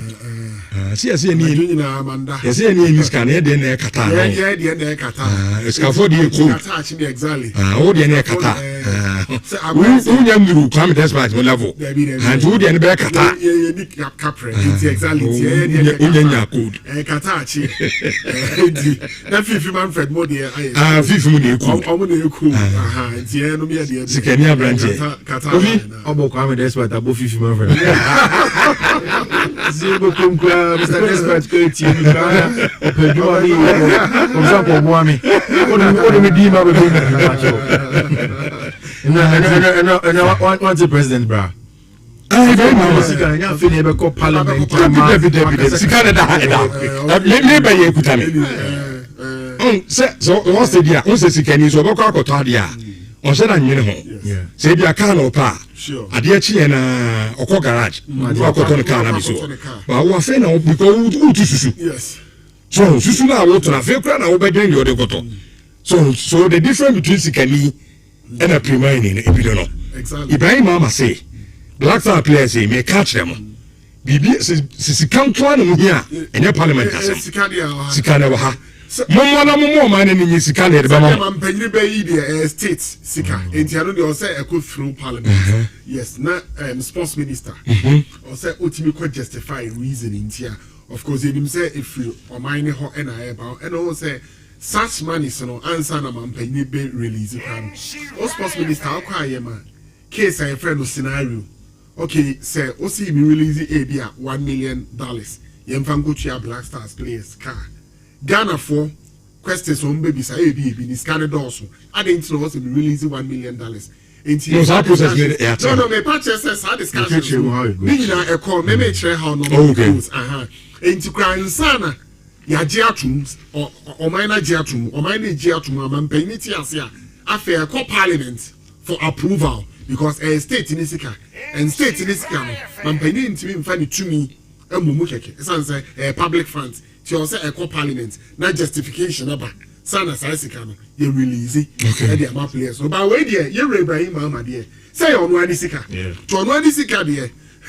Parliament, majority. Say, you are, for instance, yeah, papa, our that Ejumano, you're a quisitum. They decided, say, oh, Yisika, Eddie, Chia Wekeska, and oh, Yisika, put your Wagana for. Oh, yes, I have a parliament. Yeah, games, you know. Say you about group F. Obia on the last round of games every and said you can't change you know. First two a automatic qualification. Now third best you 8. That the Ababeka 2-2-2 for no okay come in na ebuma. Ubenya 24 no na fi yenya aye run 32 so far. Run 32 fixtures no. They are confirmed aye Canada and South Africa. Netherlands and Morocco. And after Brazil and Japan, and they say confirmed. I know around 32 fishes, no. Ebi and a day, ama a tea from Jude. Meet you when games, no. Rich made us say, enra games, no. Of course, your certain games are not interest. Back rich a Cote d'Ivoire, dear Obekaya, Mekao Hanum, say straight away. I may expect to say, La Cote d'Ivoire, or say almost share Curacao. Into almost guaranteed a slot already. Mekai say almost beshe Curacao and then you say almost put up that performance. Almost enya 6 points. No, that is almost a share Curacao by 2 unanswered goals. You know say Ivorians no. Some you almost near my year crana and competition way. Then compete me 9 points or at least 7 points. Or show mu game almost ball against Germans. Now clearly it was a game where nay either win or draw for them. Then share by virtue of the 2 matches almost the veracity or the magnitude of the 2 matches almost against Ecuador level, any Germans also almost level, not relatively, comparatively. Opposition like this team or nation, Curacao, now share or me a novice, or me a first timers and or money strong footballing history, or money BBR. Tirami was clearly and Curacao for no, yes, not they could have also qualified there. Maybe a review say they had a point. Or more point before the game no, was against Ecuador. Hence, there was some level of motivation. Says almost with me, extra Ivorians now. Benya 4 points, and then also be guarantee almost at least 3rd place finish, or even possibly because almost check crown back second. No more actually Ecuador game no. Said the game no ever pan it out. Inti rich no more so ever positions so more qualify inti psychologically no they were still up there, they were prepared. So more be share Ivorians no. Boot for boot, but just that in terms of quality, in terms of exposure, in terms of level, no going to be matching up to the quality of Ivorians, no Edeba on board. We'll say kudos to La Cote d'Ivoire. I'm happy for them. So I'm 6 points, no more advancing to the next stage of the competition. Almost so Air Africa in him, said the Morocco, Air Africa in him, and the Ghana, so young performance, yeah, done it, including South Africa. For some reasons, in the very obvious reasons, no. Now more money support. No, me feel say a good World Cup will reach some expansion here called 48 teams. No, Africa in a way benefit. You share performance and me sure say another positive aspect has got to do with the Morocco. So yeah, during the last World Cup, no, I'm saying in Akaho and a push Africa and they are quite that far. Rich, an interesting story was told yesterday about Ecuador. May fire no because of me tea near the inti. May fire no na midmano esi. Rich so interesting at a point. Oh, no be any say Ecuador a free competition man sir. And say Ecuador a free competition no man. Me sure say obi odi game na chibiano. Na ne ho bedwire ne kakra. Premise am de come asem ne say o share the quality e wo omo fold because omo Paris Saint-Germain player e wo honom. In the shape of William Pacho and Oba Arsenal also appear Henkapi and also a part of their squad. And our coach Chelsea so Moises Caicedo and so into Osha quality exposure almost leveler almost a day banner. Yenim say Anya Biano at least finishing within the top 3. No Mubenya points here don't be qualify no. I will say a feasible. enti na wawa and Rich they are so interesting. They say you say a game nasna Germany enya an early goal. So the impression was that either say on Babomodin Attica as I said Germany and I said Rich almost a free. And Rich, it was so interesting. A quite far so at Cano. At so a winning game. Nene Oko Ecuador, a brandy about Quababe hero. Na sa brandy Gonzalo Plata. Rich, history one interesting way a canon sem. Na ye beba sa partner so. But I dear about who Germany team na who I in rest so a dead in Rich onim. Germany. Coach Julian Nagelsmann or a lot of work to do. Now, say Oshe or team now, Rich. Me who are DB? Yes, almost Jamal Musiala. In terms of creativity, he's up there into any problems. Rich almost essence of craft Florian Vrace or non so sa. But only my dear me who are team no. Say Oshe or team the critically on. One almost like a leather striker. A clinical finisher, a typical alternate striker. Maybe you remember say Kai Havertz say only dia on yet a natural alternate striker. Or your winger, or back as a midfielder cum winger, on yet a natural alternate striker. And we know him say Germany say open one nation. I will produce a lot of strikers, top strikers Germany. The last one who produced him was Miroslav Klose. So wonderful. Well, wonderful, but Mr. Material can as wonderful. I know, but me make the level Germany. I mean, it's true. Rich, it's true. The level, Rich, because say at a point now all can nations spy say almost strikers are. And get Germany, Jürgen Klinsmann, Gerd Müller, Rudi Völler, Podolski. Just say you bet me up Bodina, blah. But Omo Babedu point to say, Omo Ba, who said that who a natural alternate striker, or Jenna Omo because Kai Havertz and a Beman is a room. And I can say, so Probi and Kabit Miaka obey a natural alternate striker. But on your up there, in terms of numbers, in terms of goals, and the side level, see, I mean, the close Samu Ediamaya, Undaf is a good striker, but side level, no. You know who says say for a very long time. Yeah, Baltimore the year I can say Newcastle no. Still na on conference woman. Because it looks like some games no mo boni na I mean time no. Undaf no kra no. And I understand sometimes I say two coaches na say. Yes. Your players be obeka say obi to say Undaf say. Minim said the first Rebecca say anasa branch no ba bia wo chego. Enti Argentina say Germany bo game a. They be a man at bench. Sometimes Ayana is good. You play well starting on your day. But so if you bench bar quickly, normal result. An impact sub. Yes, but what I'm saying is that say can't have veteran so on your out and out striker there. Yes. I mean you have some in your team. Baltimore the same year who do yes. Newcastle. Yes. And Nhyira is very good. Yes. Oh, really he's good. Yes. But Rich, minim the NTL says sometimes in so coaches and so almost other factors. Oh, said the Kai Havertz. I actually the work rate. Said the ultimately lines. Almost factors in into Abby and the Nagelsmann. And sometimes your certain strikers or players are coaches. Oh, GDA womu based on a juma or more or more. I need your munim say on bet me. I had the amount. Some factors nina a bem. But Rich, unim. Mesha game no na my dress I bar at the so. Equator for a DB na ade omoye a pay off. And will be on the Germany people, our best idea, it will pay off. Ecuador, Omukra, pacey wingers. So, Orea Gonzalo Plata, a very effective winger, all pace. Now, you'll be so rich 1v1 situation or Dobeko. Onimche Kama. So, Johnny Abua, where Omo wingers next start you, another good winger. Or also pace, or bet me adribble on the way through. And a rich, almost also ball one other winger, that Anguilla guy, Nelson Anguilla, also a left winger, and also that pace. Now, come here, question coach ni ready who say, I dare bet me a dear Germany, sir. Sir, who decided say also keep pressure. Now on the counter or on the break, no, when you say a quick transition. Now, we are very disciplined. Bet me because normally, how a ball no, rely more on their creative midfielders. And I know a push is a high line, no.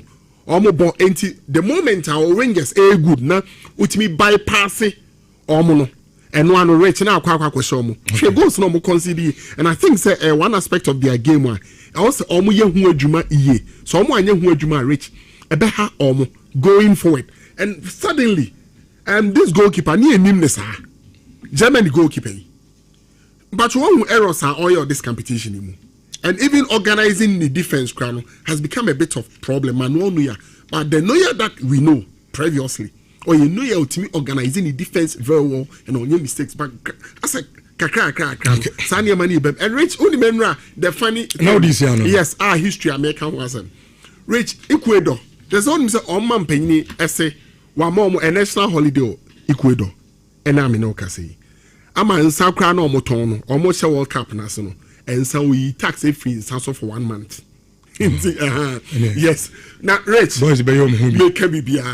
history now, Ebony, Gonzalo Plata and a share winning goal. Come back to 2019. Also, this Ecuador team, you want to saw a golden generation. Now, Rich, you go 2019 now, almost World Cup no Poland under 20 DM. Group and Ecuador, no only Japan, any Italy, and Mexico, and all group. Rich, Omunya a point going into the final round of games. And Omuni Mexico a boy. Omuni Mexico a boy no. This same Gonzalo Plata. Rich, only say your ball game no. A brand no ne say go no. Now go now or say no. Na and no the third place teams no or mo ball mo no. And the man Ecuador at the qualifier. And this same Gonzalo Plata. As also as say. Now, share time or this year go now. So World Cup no, 13th minute or this year go no. Okay. And when so against Germany, we go now qualify omo. And so go no so all say no. 77th minute. Tis a check now all the kind fast. So go no was 12 minutes. And I will no reach 77th minute.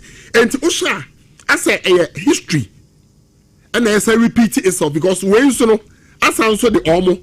Qualifier as third place team. Who's so interesting? Yes, into history, no. Sana rich. It's games, no. Ne ye baby anafi. The transfers in the so because you World Cup there, but because no brand friends are Richard has a transfer. Mu may be crowd. I'm so you have a trainer. Everyone transfers kakra. City I could say you markets no. Quickly we touch on it. Which it looks as if say the Tunisians are undoing all the marvelous work Africa here World Cup in. We need a single game. Yeah. Draw, Mamu. Yeah. Draw. But Unim say I think Tunisia or Algeria, one of them, no more almost a perfect record in qualifying, just like the Ivorians. Inti, I don't know. They be attackers and North Africans. They don't do well. They do well in Africa, but Egypt, Morocco, Algeria are beginning to write a different story. More so for Morocco. Now Tunisia for still, and it was not a good one at all for them. Which, again, I think that the Dutch have told us and showed you say they are one of the most balanced teams of World Cup in him. But sometimes another problem for teams like the Netherlands team is. Se uku kopium the knockout phases are, then that is where your attacking power has to come to bear. Who's a Dutch for boy in a 3-back. So usually they concede less and they score their goals. That is where the problem is. And not against the Tunisians, they got to do their job. But in the round of 32, almost sorting out Morocco.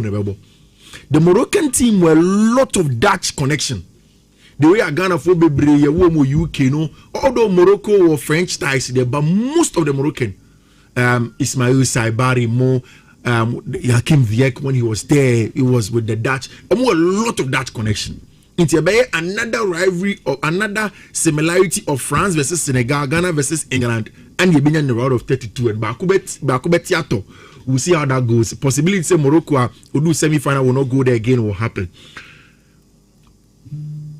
Minim say in the round of 32, Ecuador will be more dangerous than they were in the group phase.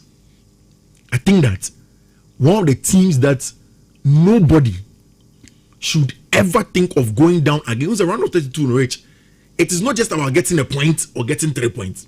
It's more about say when you lead now, can you defend it? And I say, can you stay in the game as long as possible?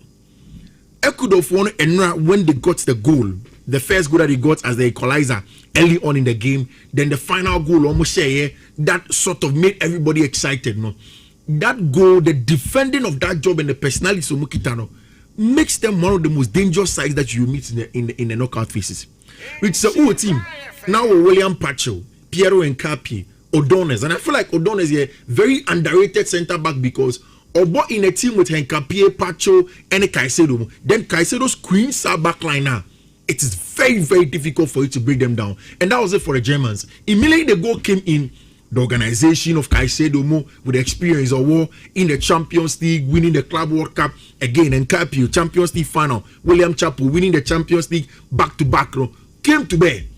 And a team at one started tournament near losing to the Ivorians, getting a draw against Curaçao, beating Germany gives them momentum going into the knockout phases. Because it was a make or break for them. Once Germany out Kofi, then they put up that show to beat the Germans by 2-1.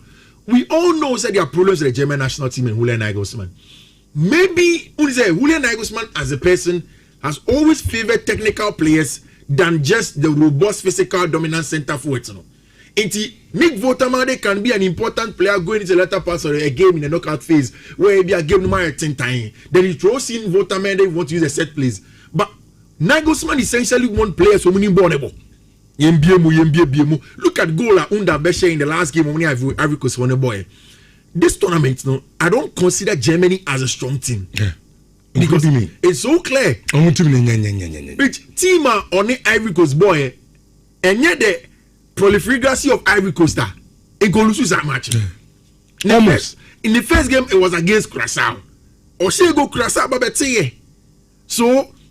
Now, you don't want to trust the Germans so much, but of course, they've done what they had to do and they've qualified to the next stage. When you look at teams like Japan and Sweden, first off, I think Japan is a very, very good team. But and it continues to worry them is the fact that if they keep on meeting the European sides on Bebre, against Netherlands, those are group, 2 European sides, 1 African side. Nipa was shining out and out was the African side. Against the 2 Europeans, or Bordeaux against Netherlands, Bordeaux against Sweden.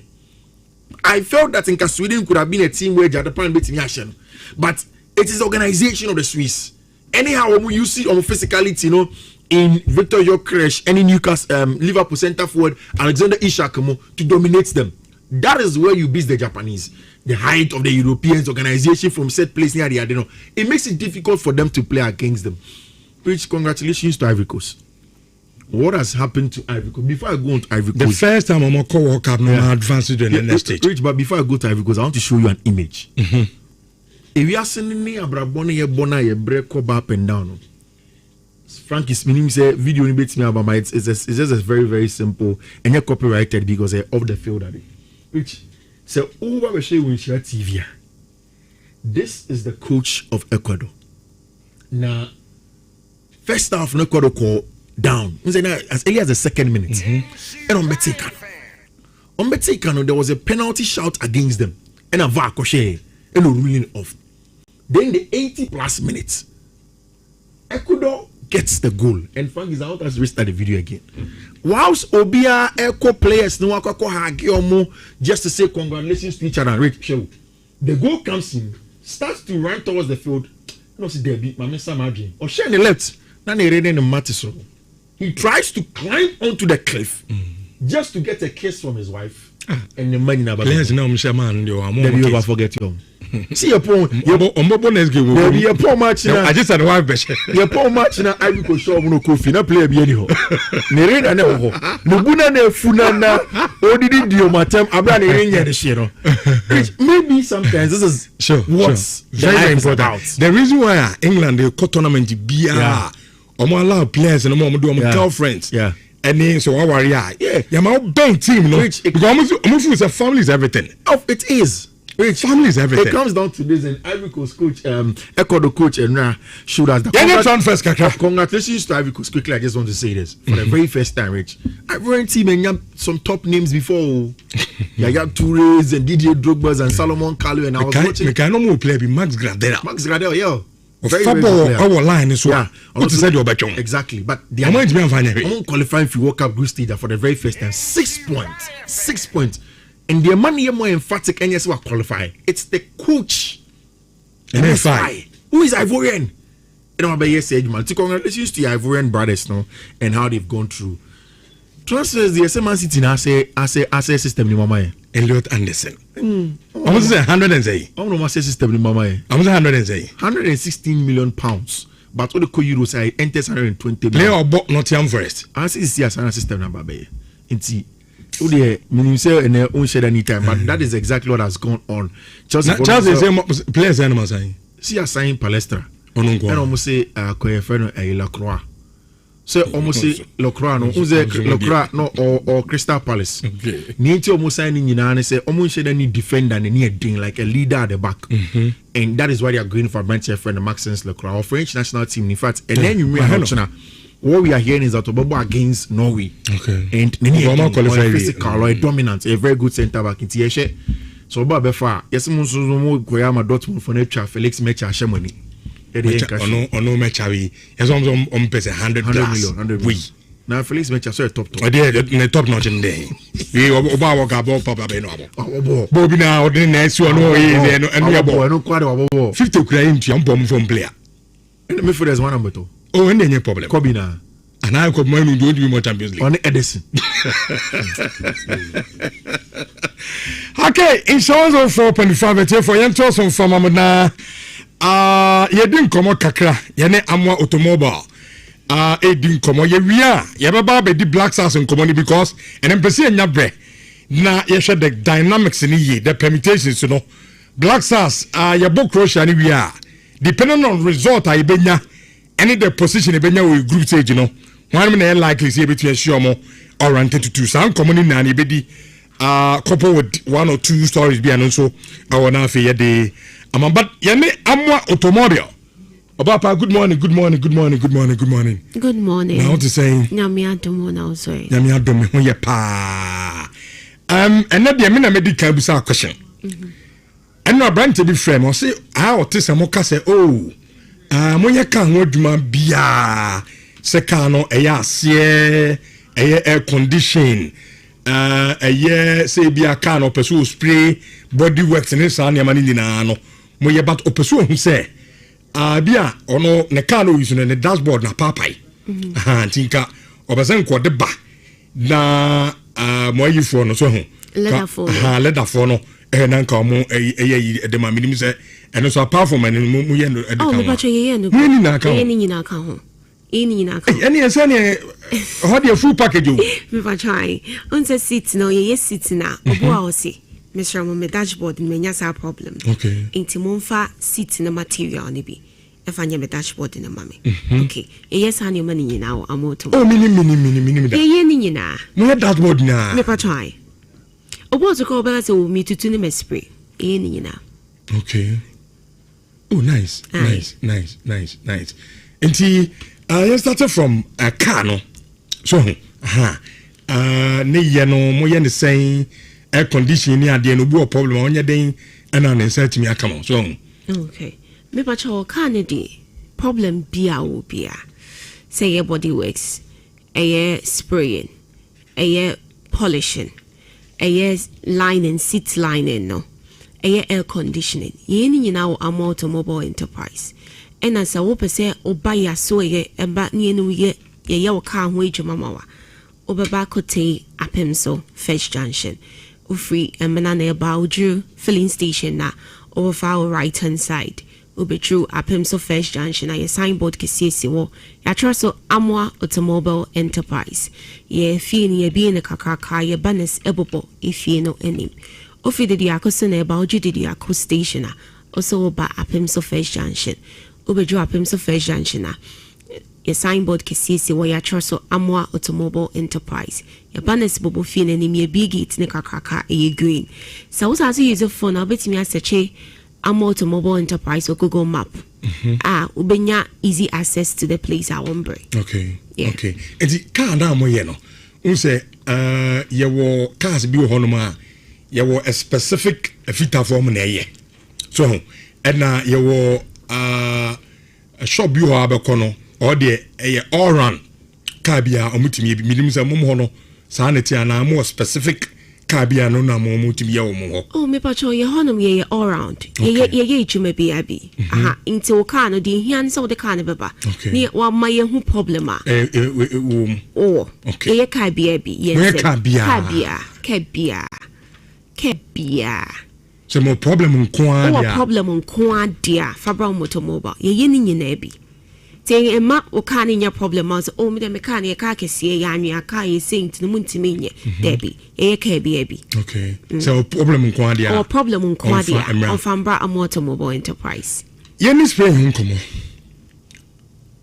Mo Carmen and Mufas on me, Modimano, and one cacra. The Biamebusao. Rajadu. When we have a Jumanam to compare, Mingo be a Juma, by Namian Mukini. A choir mo fast to spray cano. And one cacra. When is a shadow near my panetone home. Okay, ye jumapa. In yabo tray. I would tray. A started processes no. A year processes ni. And sana, ye the car near uvi no more spray. Aside that no so no. Ye see paint papa. Last week na make a baby say car be on a car number. Ye the car no be called seconds, ya kwa ball paint, correct one, original paint, ya the abadi ababe ya wakana mo. Inti ne kani be pie free ovi ne mo nese. Wa hu kana be busam say. I didn't tell mu ovi ne makata ho. I didn't mu ovi na so mu de de makata ho. Ovi ni na ya kata ho. Ai didn't ya. Ah, sese de be ya anua ne ne o me bi enti. God de hu abonten de bia nchancha ni na de da ho. E bi esro no na.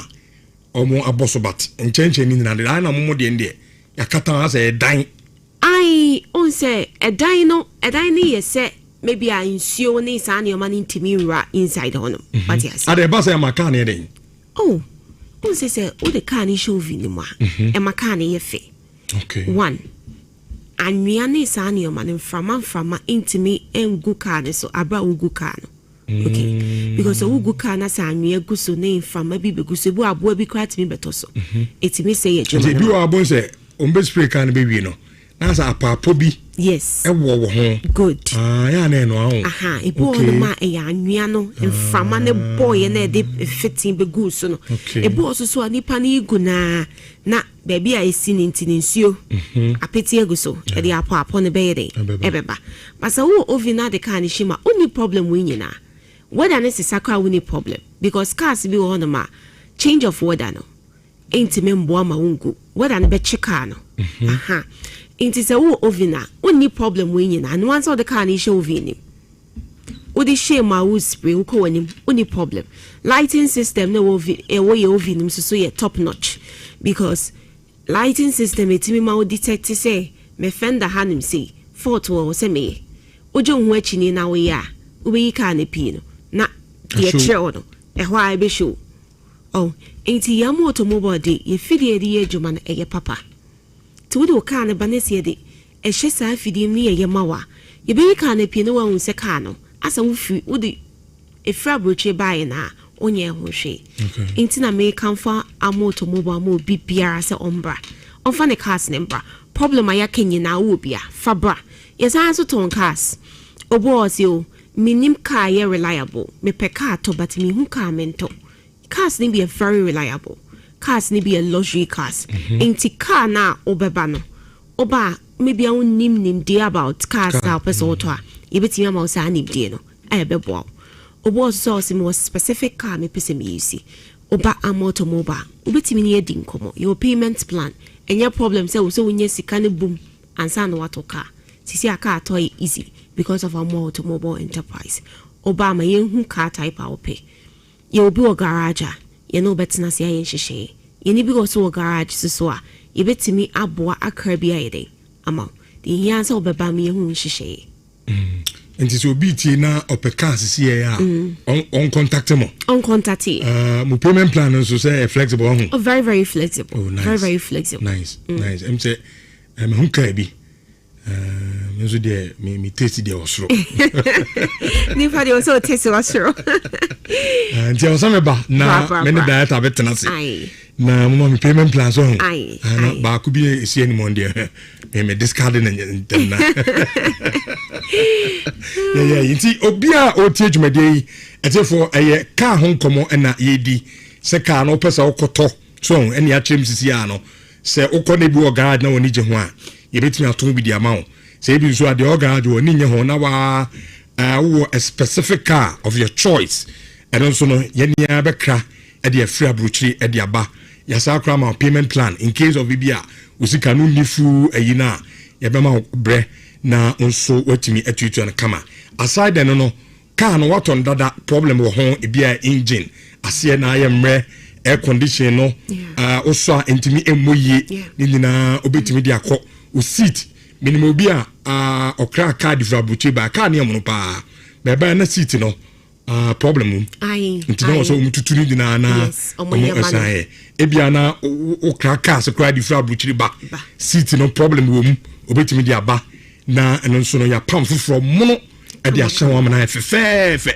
nti basic bibia ba car ebi so awo car no aye dada so car na ba bi o twini be 5 years ni so kroma so de awia no bo awia no so bossa na amaka ne kala no na ehye nti amaka no aye tan eno so betimi de akọ na ya ye ho adwuma e de amawo na enim se se de na o kan se mo de nyama pa na ye mo adwuma ni ade enim se den ya obeka se ne e chado o me charge dodo ene se charge o mo charge de Fa chede bi yenyesa yeah amount na ye geno very okay, very affordable. Okay. I'll be betimi edin a car ba amaya shamano. Because ye juma phone amount. But no soon just a price no was sure. Untimi fa car any day. Emba, Debbie. Your price near very moderate. Affordable be betimi ide edin a car ba. Nti bomma ovi ni. Oh, there be a money room. A money room. O mo vi de nyame mi go no ko na esi ho a European standard. Boni sano pa o come lighting system na toka no che say efe kra keke but omo ba so mbo asanteman intima sa ne manu no fa ka no ko yensi ka no me so de wan kasa so mu wie ka no ma wie na ko ne ka cho se be fa ka na abrede nyam na me di adanse ni bi wan kasa na obedi adanse nti obi pese oba mo ho a pa cho mra he onfem mo he Amwa Automobile Enterprise, ye will kote apemso, First Junction. Until free amena neba, Ubedru amena filling station Kenspep, Ube take you right hand side, Nwaba apemso First Junction, Udruwa, your signboard is Siwaya Treso, Amwa Automobile Enterprise. Ye banes nibobo, if ye in enemy gate near being a kakaka, Kalano, a green. Ofi de diakoso, and a bow, Judy diako station. Also pe apemso First Junction. Ubejo apemso First Junction na signboard nisi ho ya traso Amwa Automobile Enterprise. Ye gate ni ebe ni kakaka. Ya banes nso bobo ifi no enim. We use a phone na obetimi asearch Amwa Automobile Enterprise or Google Map. Okay. Ede obeba ho no ma ombre. Number no ye 0244 46 57 64 0244 46 57 64 Patrol sa wo car wo problem air conditioning body waste spraying polishing seat lining Fabra Amwa Automobile ope car so ato na unim car opese auto bra Amwa Automobile ye be suggest car papa ama wato o car so a wo pa opese auto a bra Amwa Automobile Enterprise be boa amwanya car eye wakoma so ede enti se we use car obi wadamfu bi in the use car so cars ne kra na e ba na pe be ama ya service car na mawa bra Amwa Automobile Enterprise edase but apart from location no muni baby abiem mpacho debi enti obi fra no catch so Mr. Amu ani me bie ba ko bi e wo ha enyo no location e de ma wo no we in case of so you friend number no friend number no na omun cheche wi na onso atimi do ka no akọ ye dem ase ene aduma pa mo bo e dem asanteman okay Amwa Automobile atiefo ene no mo ko di nkomo ye trust on farmer insurance 4.5 say the Black Stars enkomo na ye babidi na Black Stars akwa do Philadelphia Enra enyume ena team no ekopie mu awo Philadelphia na omukodu ye na no na osempedifo nso no any players ni na ehia na omobobo nkomo kakra na enra before kra team kodu e Philadelphia no na government delegation kese pa chese na enye asem kito kra His Excellency Victor Smith a Ghana's ambassador to the US na ono eka delegation on sanso na Ibrahim Mama businessman and philanthropist na ono so awodwumade no ase afi honorable Samuel Okujeto Ablakwa foreign affairs minister na ono so awo ho and afi the sports minister Yewra Kofi Adams so munyina no ekushia mrante kama awo airport a omwie no omsan mrante no enso kotena ase ebo ayamane reason tia omo efri Ghana na omakopiem awo Philadelphia amanu disema His Excellency John Dramani Mahama edesuma omo no omo so edibi ama place no na yenshase from Yewra Okudeto Ablakwa and somebody na or say His Excellency John Dramani Mahama as onka Mfanche Black Stars players no.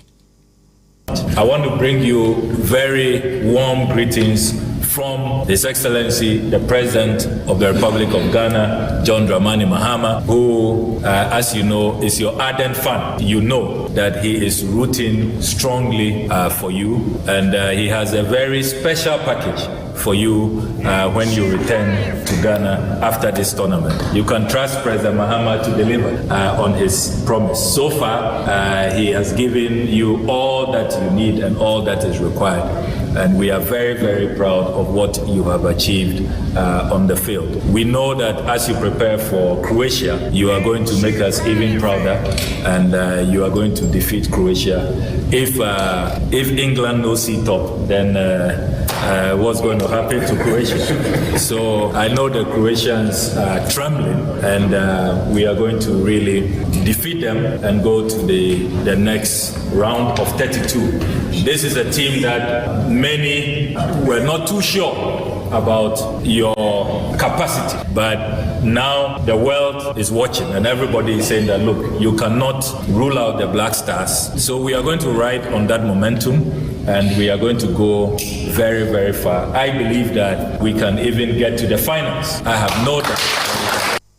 Okay, enti ano Yewra Samuel Okujeto Ablakwa foreign affairs minister na osimi mijina ede ema His Excellency John Dramani Mahama na no asem a ode asoma msem mfamre mo and say de di kan odamase pa mo bo aduma because we Ghana team before mo beba no na obi afisa mo meya de nenso mo ba ye modern ba mo bo no I say England crown no see top England pa hunso a why ni Croatia ojide say mo ba yire mo ho na mabo Croatia for ne do ma to baby na His Excellency John Dramani Mahama so mo be drew Ghana our special package or the mama as a team na bibia akonkan enso de amamtimo nyine mo ho na ojide say final kra no mo betimi akọ owieye and a businessman also a philanthropist His Excellency John Dramani Mahama ninia Ibrahim Mama ono so say obibi eka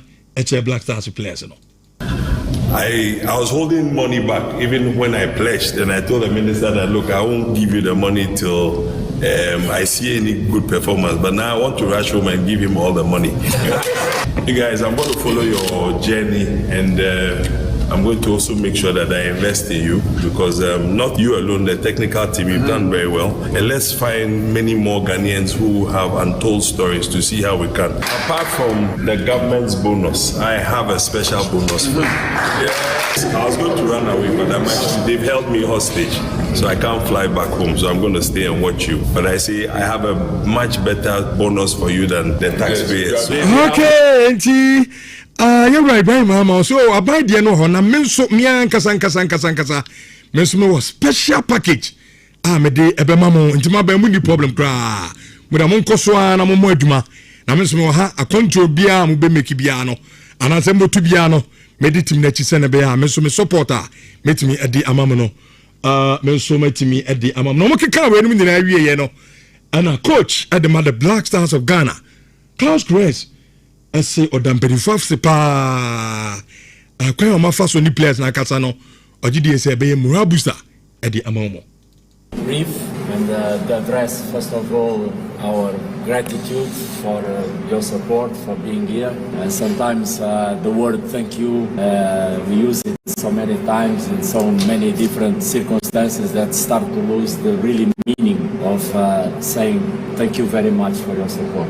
It is really from our heart and our soul. Okay, and that's a bimrabium and Ghanaian coach, Carlos Grace, and Ojina Teddy no and so name a dampen for no and so I say now players and also said the name Jordan are you is the captain on the players in the name Adasi. I want to thank you guys for this visit. I think we've shown that we're capable of performing at the highest level and you guys proud, but it's not finished. This is just a starter. So we'll do our best to go as far as we can, but we'll take a game by game, Croatia next, and try to get a convincing win, and we'll take it from there. But I want to thank you guys for your visit, for your encouragement, and especially Uncle for the extra bonus and everything else. Okay, and I know your captain at the Black Stars of Ghana, Jordan, are you? And now this uncle me, and so original players and then now the man penny for so Masepa. Na ono so age na mpanifo ne nim no ahwo mo bo se the yeni na ye hu Black Stars team no gradually omo come nim na no performance no kwa na ekosoro against Croatia ombe put up good spirit, fighting spirit I bet me aboa ama aye Black Stars team no and so etimi afan ntuma pa efra and ombe training na nyame adom china 9 p.m. ye Croatia game no and so etimi abaso Fifi Manfred Misha Semfefi on Afi, Yemfam likely opponent say Ghana, your book Croatia game we are depending on position a benya away group no. Likely why no me bet me no much ya. Emfani did this uncle in Afi. Yemila Roma at your phone. Near course of Black Stars camp no go on man. It looks as if it's getting a little bit too many, sir. Almost every day there is an entourage going to the Black Stars. Every day entourage going to the Black Stars. The job is not done yet. So losing focus on. Not necessarily about losing focus, because sometimes it gets too boring. Okay. Because on our boy in a Juma, there's a job to do. Every component at that time could have been used for something else. But almost every and you see the thing is that some Penifoku could have some Black Stars camper. You can't stop them. In what in America? What mean? Changing Chanka say umomo mao and I say bibisa, so you allow them to come in. But I mean, and again, Sikasem here, but they be about money. I don't think most of what the boys are doing about money. See, that's what we do. They be a man common sika. And internet for the average Ghanaian, they keep on calculating everything that the Black Stars players get. Because Sikada hard make of about Sikadam. Let us focus on delivering for Ghana. She can come on. I ain't in the back door, kakra. Ain't away from the public eye. Because OBA should be a trim say sika. And the issue of appearance fee. Meaning the reason why I say the appearance fee better one thing. Yeah. Because enana a this our party ni bado. Yeah. Players he bo mo kobono yiga and omo kokra omo kwaje cap ni ma mo tam 100,000 each. Ediama players. I think me know you had you on that score. Sometimes you bet me a yesikasem, but your money in your back door. Yeah. So, you be my players na pian fee. And you chinchina, you medino public. Yeah. Almost accountability, yeah. But you see, I mean, your president to Ghana anytime bia yesikasem be pie and it's a man. And the dark party. And I bones are Ghana for say you support team ni.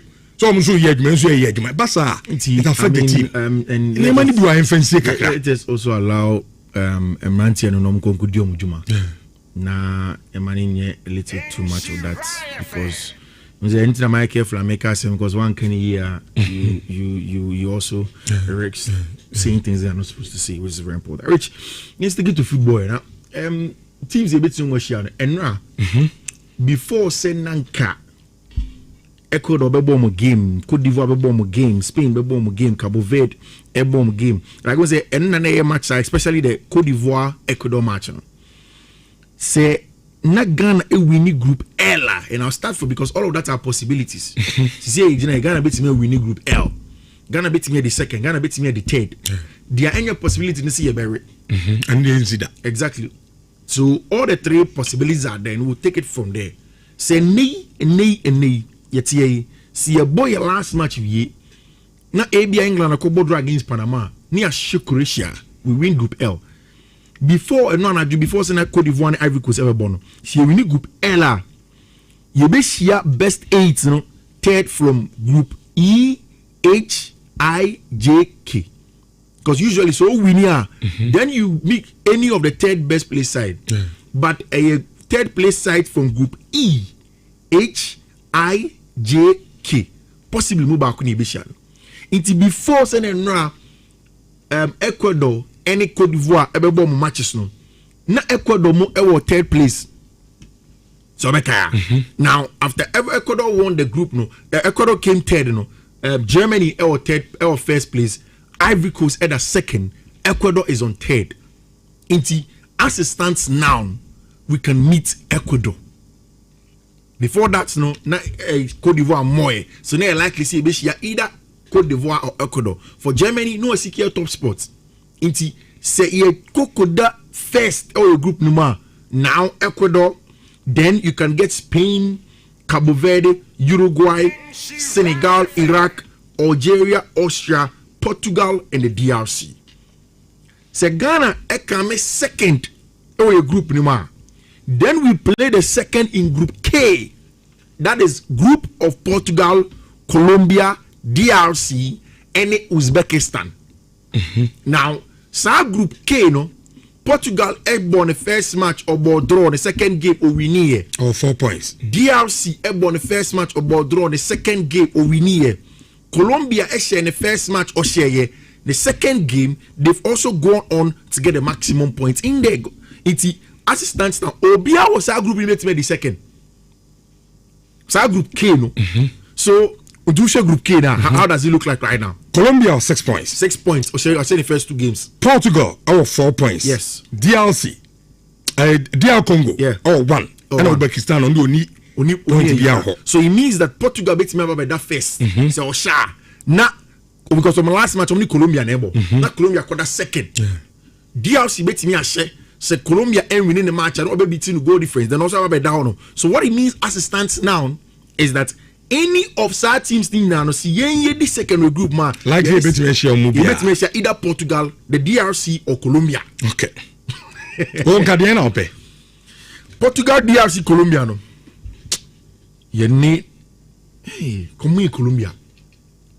And me can say yeah have permutations in the world. Production am here studio. Gabi say onu de nka onyaya. Africa to Africa. No, yenya Portugal.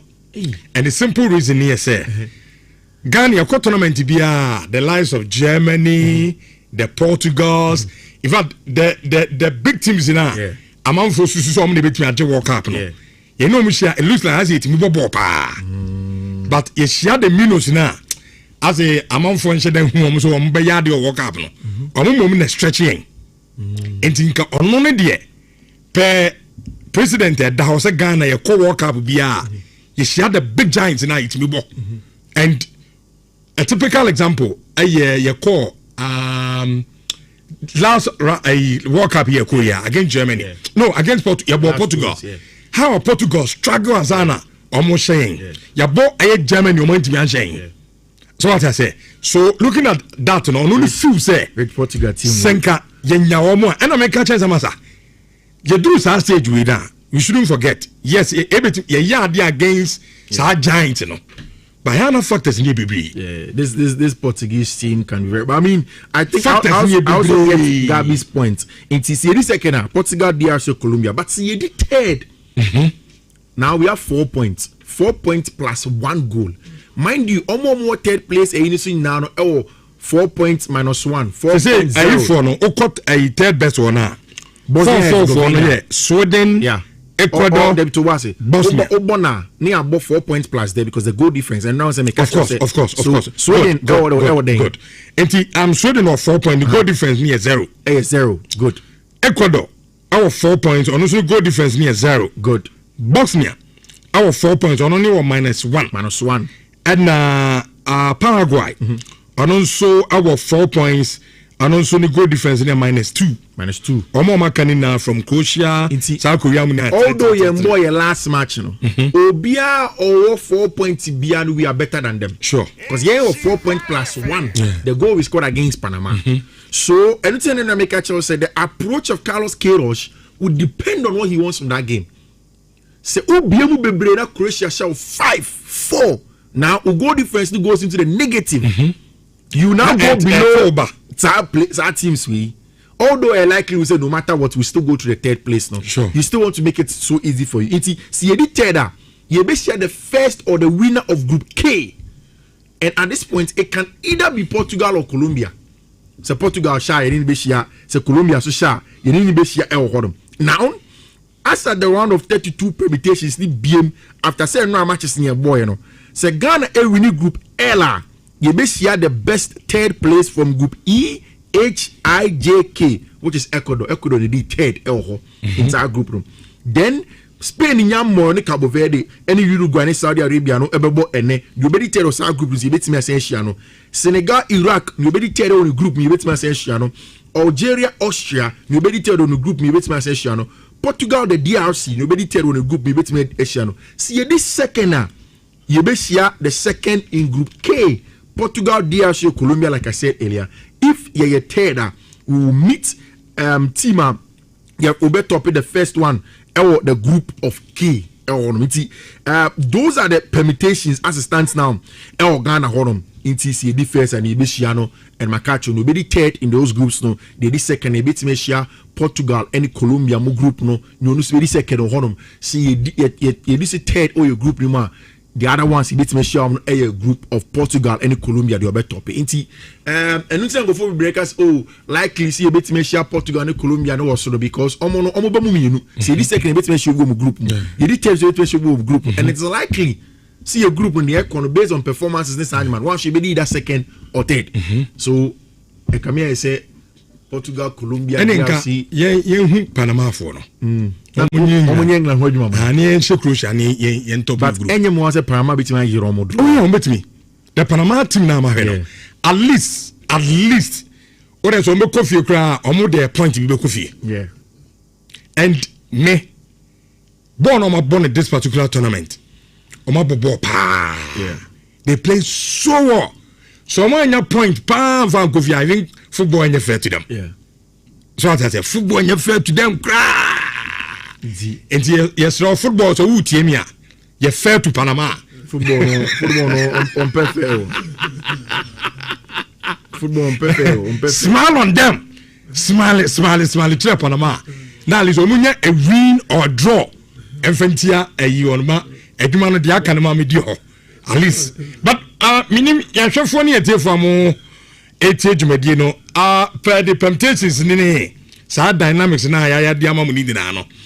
Moya run 32 no country bear pan and mufu so wait dear at least you bet me manage you make I say me post you me platform hono na Ghana for the donors we are Ghana Ghana jihudi see if you see a person to work up lady and your country be a bit and we are ready for them what I say hantiwa o shedju medina na so utie no so betu do message number country bear pan ofu senka see depending on baby ebedino ka afi say ya omo a edo susu nke betimi manage omo na etimi akọ run 16 no obetimi da bana yakenkan at the amount Simon or say I like to meet Colombia as on Nkonya Colombia Uncle Pepa Sylvester Mensa as my dark horses for this tournament Netherlands, Colombia and then Ecuador. Okay on also the Abraham and no insurance for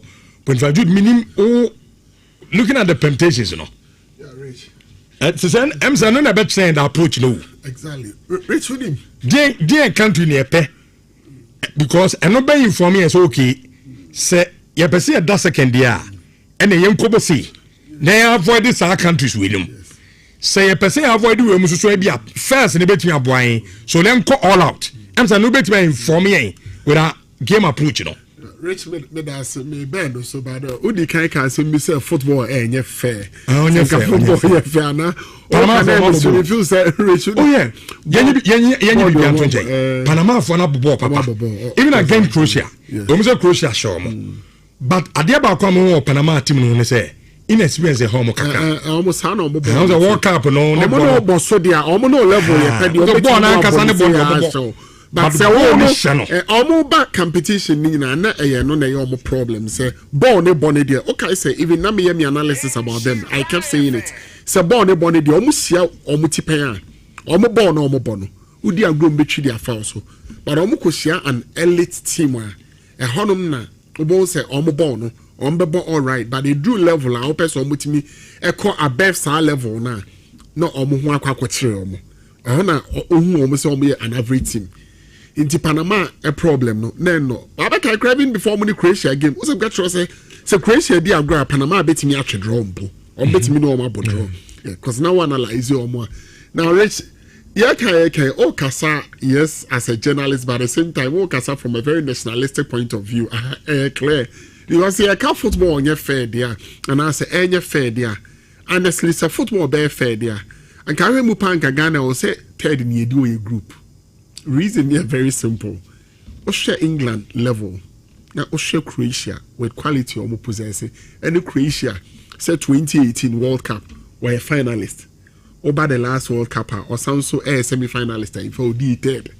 Now Osha Yanswa. And you clearly and Kayemum dear or Sanke place it patriotic. Aha.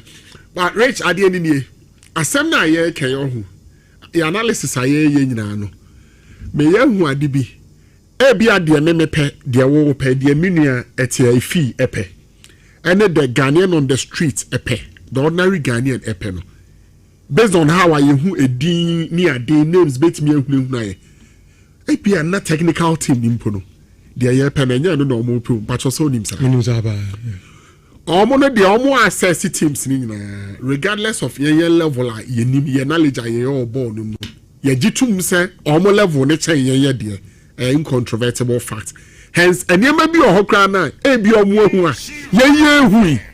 So, assess assessment when I share acquire a first one teams. I your more. You bet me a cheer for so. I cost was advance. A be a rich, not almost a who is no more so pay more assessment or more overall assessment. No, or more who weaknesses be or more who near maybe. I will be a nation like Portugal. They would love to meet Portugal. And so now you're in and to Udimadi about coming last round of games, especially the rich. Your performance, you okay, Kaya de Bebono. In a way, a more fair idea as to the type of opponent I appreciate. But also, what I say, said the Beboy and ball, the agency the ball England game, said the BBR, including one, even our selection. How I a ball, how I even technical team, no, exactly, and even Carlos Correa our bench on the technical team. Said you are even from their body language. Say indeed a game almost per 3 points. Say a game also almost just a point and I say almost Lucy Crana, you Lucy Crana, and yet okay. Ubehu. Minim some batch the metro because almost there almost assess the opponent into almost opponent I know musia a beboy more. But at this point, I don't think say Black Star technical team members in our war, including the head himself. Ubusan says CA or Portugal, but can't say no. Because a competition you see, yempo, me jitum say Ghana, ye caught World Cup, you see a giant in a yard. But at knockout stage, a different story altogether. Of course. The reason why me person avoid Portugal, Ecuador, DR Congo, Cote d'Ivoire, some teams, we can manage them. Almost say Cote d'Ivoire, no one says, "Oh, my love or no, I was chain."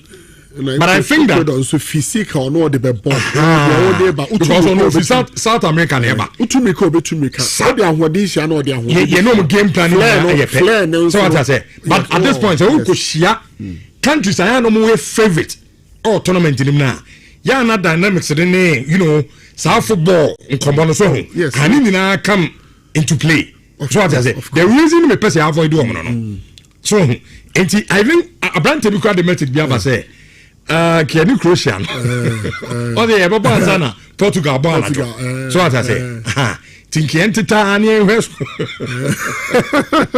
Scholar never first Portugal no depending on result never didn't can then inform you as to whether country be any person no more yes but me the Portugal I don't think say I ready for Portugal rich yes unim entro se OTTV achi na o hwe na after results aye hwe anim se beba ansa ne aboye ndie no OTTV achi na o hwe eno nso na duru ba bi na sede Ghana na uhu no against Panama Ghana na uhu no against the Three Lions of England no e bia wa hu sa Ghana na wasusu eja rate patrol ase no wasusu am abu fu technical team no because a strategy ekon na wako ekon na wako no utie. Yeah, fortunately for us, you need a tight corner and say rich a win at all costs and I say a draw, a be secure in qualification. Per the enra third place teams no results banning points high. Ye win no. If they dance your prefer say be 95% you qualify. Rich part what you say. And based on that, pressure near subebiri. Ye na ye choose opponent I in a way. Rich part Entino say ya bo game where o say Ebori ansa na Ghana bo the game rich na o hwe na uhu a certain attitude from our players na uhu because ebi mu believe say your results he be cry about World Cup more the guys need be results o mu nyanya no a certain path o mu person o mu avoid it and it's true entino o mu nya edu sa stage ni dia account rich I know sanity na o de yem fan say Ecuador. Shekwan offers to qualify. Now, o say or qualify we na or kobo ebi a certain Brazil, Argentina, at least your country go bit obi on mo otimu say we dey me level. That's it. We no me yire me o kakra bia me twifa ne so yeye. Sanity rich. Tell make us say entino. Say o share a certain level of performance from our team. Said the one who 2 matches, the sense of urgency idea boy in games, you know. Ne drew honna say, unya sa. And wabamumbu, and you're worried. Who said a yakuni jina. And you see a pessi to me a queen me. Emma wow, uti and wow ocean weniji. And so, per the ababa no technical team nina, a bet nasi. On best analysis nina. No more Edgar KBB at boys, no. Obi anko fixed match, and your fixed match near Kobo. But Monshe part na ye fa so the trajectory. Ye hwe sa part ya. Ye be prefer. And me show some be videos near the show ay analysis SWOT analysis of likely opponent ye be see show mu nyina. Actually mo say based on reason A, reason B, reason C, reason D ni nyina no. Ye ka bo mu a mo mien try say be avoid the team we. Inti anu yes or about fixed match or more fixed match. But oh nya motivation to avoid sa calculations ne yeah high team ade adena minimum say Panama ne England game no e dey England favorite or a favorite but Panama team na me yes I think we betimi a high England kakra adena ye nyiri ye hu say ye betimi a shake Croatia a top group no because a top group na relatively unya team ono on mrepa of course yes so what I say to avoid calculations this animal na try and beat Croatia let's ship Panama in England game no the besibiano yes ebasa obetimi ahia DR Congo obetimi ahia Austria mo se Ghana e top in group na e betimi ahia DR Congo e betimi ahia Austria mo and these are manageable teams or nations also have no no rich dude but rich also have no but rich patrol between Austria and Portugal so why not of course and no say nations are yes born onimbo but in the way only manageable also the underlying word here is manageable. They are manageable teams or nations so I know because me sure say the moment you qualify again and you be say you quite could share a nation like DR Congo yet Austria more in a way, and the respite kakra ebeba ebe Kenya yemo. Okay. But who not see Portugal? What big names be a rich psychologically crown one casano. Emma Ulusi, yes. So here's our factors, no. But Bismarck, Donkor say, if you want to be the best, then you have to play the best and score the best. Mechanical be England, Portugal, Germany, at this point, around 32 on Spain, and Argentina, rich ompe. Rich Brazil bisa Brazil say Argentina and 32 up Argentina up Argentina up Portugal ya no na any the cast up so you the best and rich unim e ya no when na ababa beto a uni any other option and no no can say well and you say na me pen no baba beto me. But when you are in the competition now Felisa Rich you bet me avoid the likes of France Argentina Portugal say because if you are quarter final they had the only option exactly but around 32 and 60 in Monday and over quarter finals no Carlos Cruz and any team omo target no air clear quarter finals me sure so you aware say very explicit say per there you know you know quarter finals and Carlos Cruz say wanya bibia mbo no timi meet sa target ni mpo eka asem kese de mano yes do per dia wada na di no wantimi a meeting po a Ghanaians are appreciating no bibi a say he's a good coach but every coach would love to meet his targets which you get it and so part or trajectory be or betimi afa dia meet his target na certainly he would love to do it and yes you say that be a Ghana yes sir anameboa who say ya say o stage say na suddenly ube free na ma competition na da no emu baba betu yeah. Wednesday, what Ghana should do is to wait, hold Croatia for first half.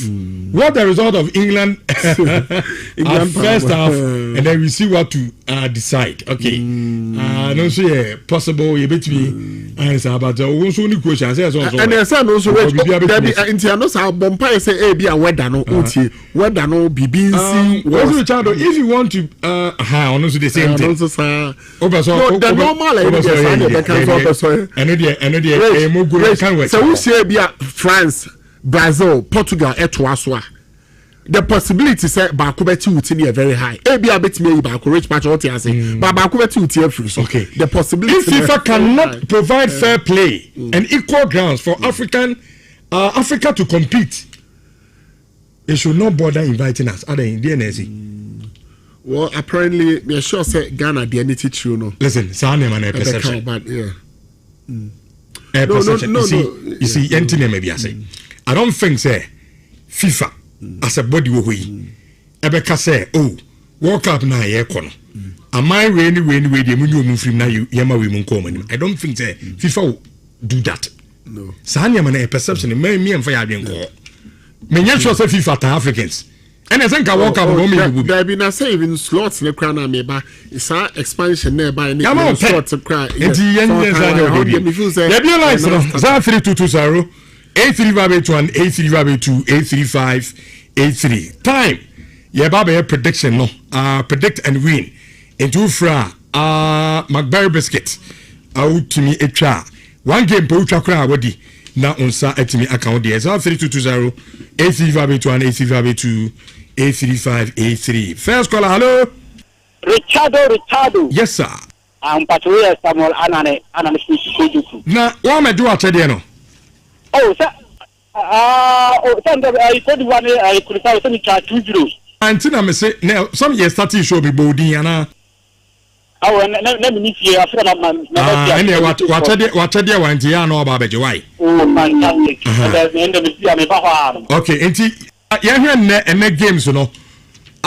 Norway but France me patch 3-2 in favor of France.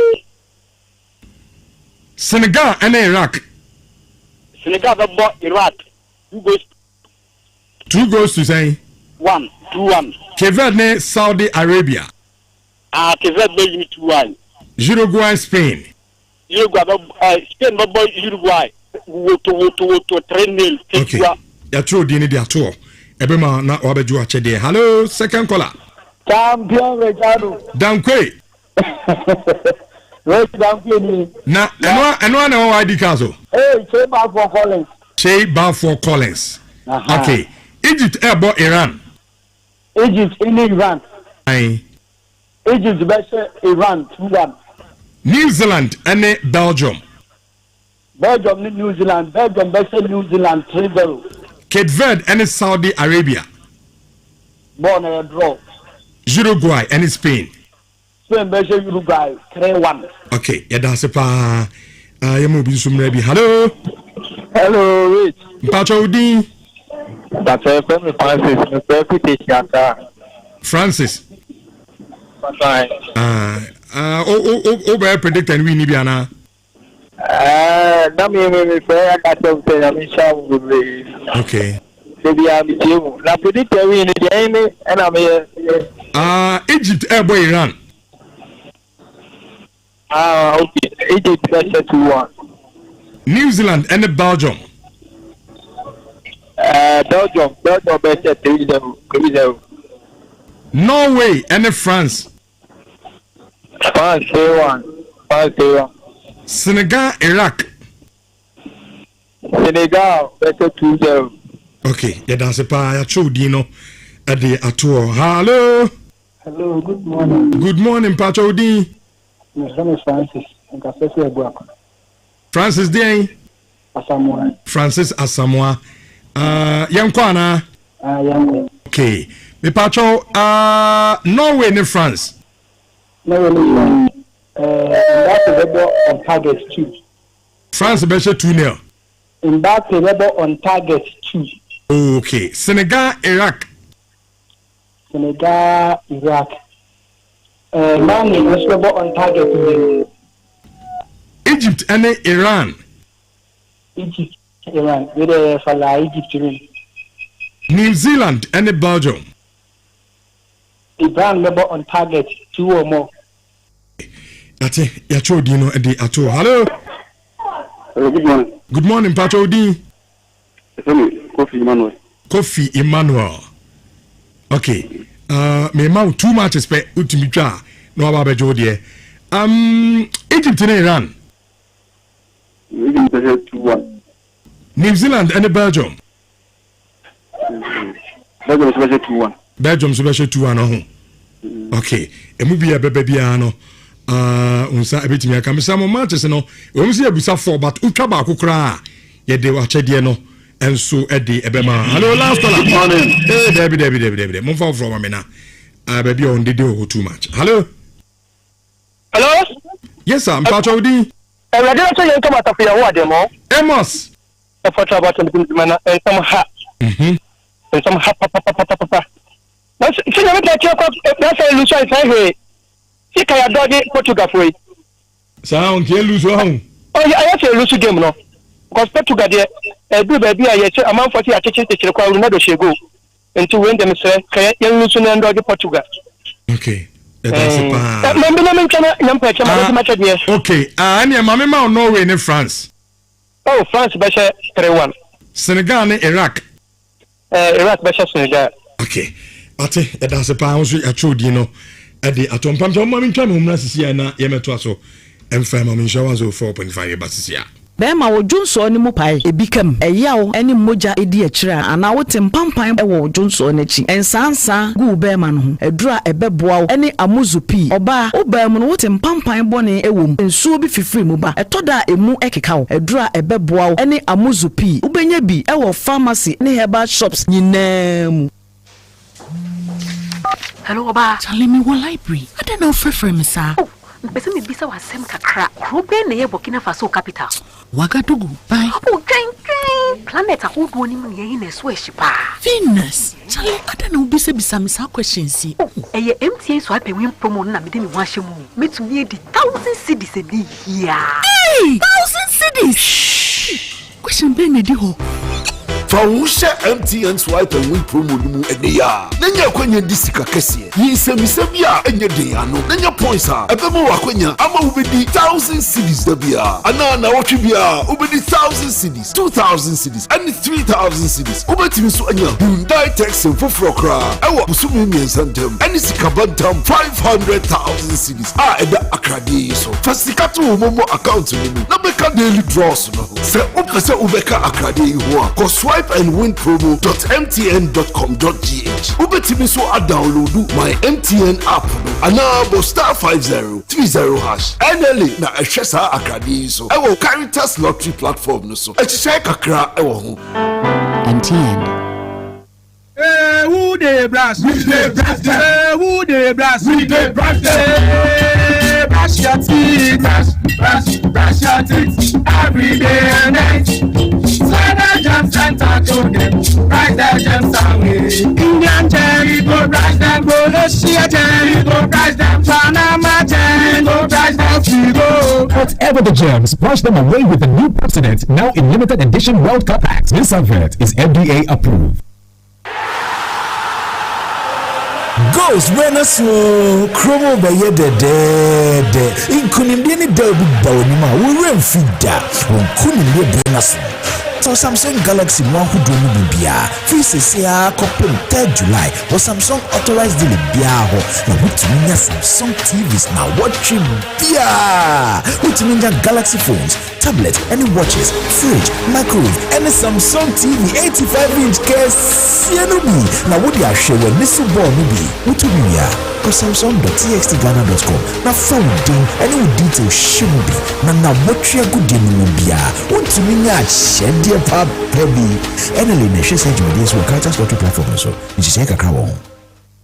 It's Betway's 10-year birthday celebration, and in this epic month of football, it's your 10. Remember backing Black Stars to beat Niger to make it to Qatar and winning? It's your 10. Bet on every exciting moment of the action in the world's biggest football tournament with us and get behind the best of our continent. Here's to the next decade. It's your 10, only at Betway. Terms and conditions apply. Regulated by the Gaming Commission of Ghana. No under 18. Bet the responsible way. Betway, get way more.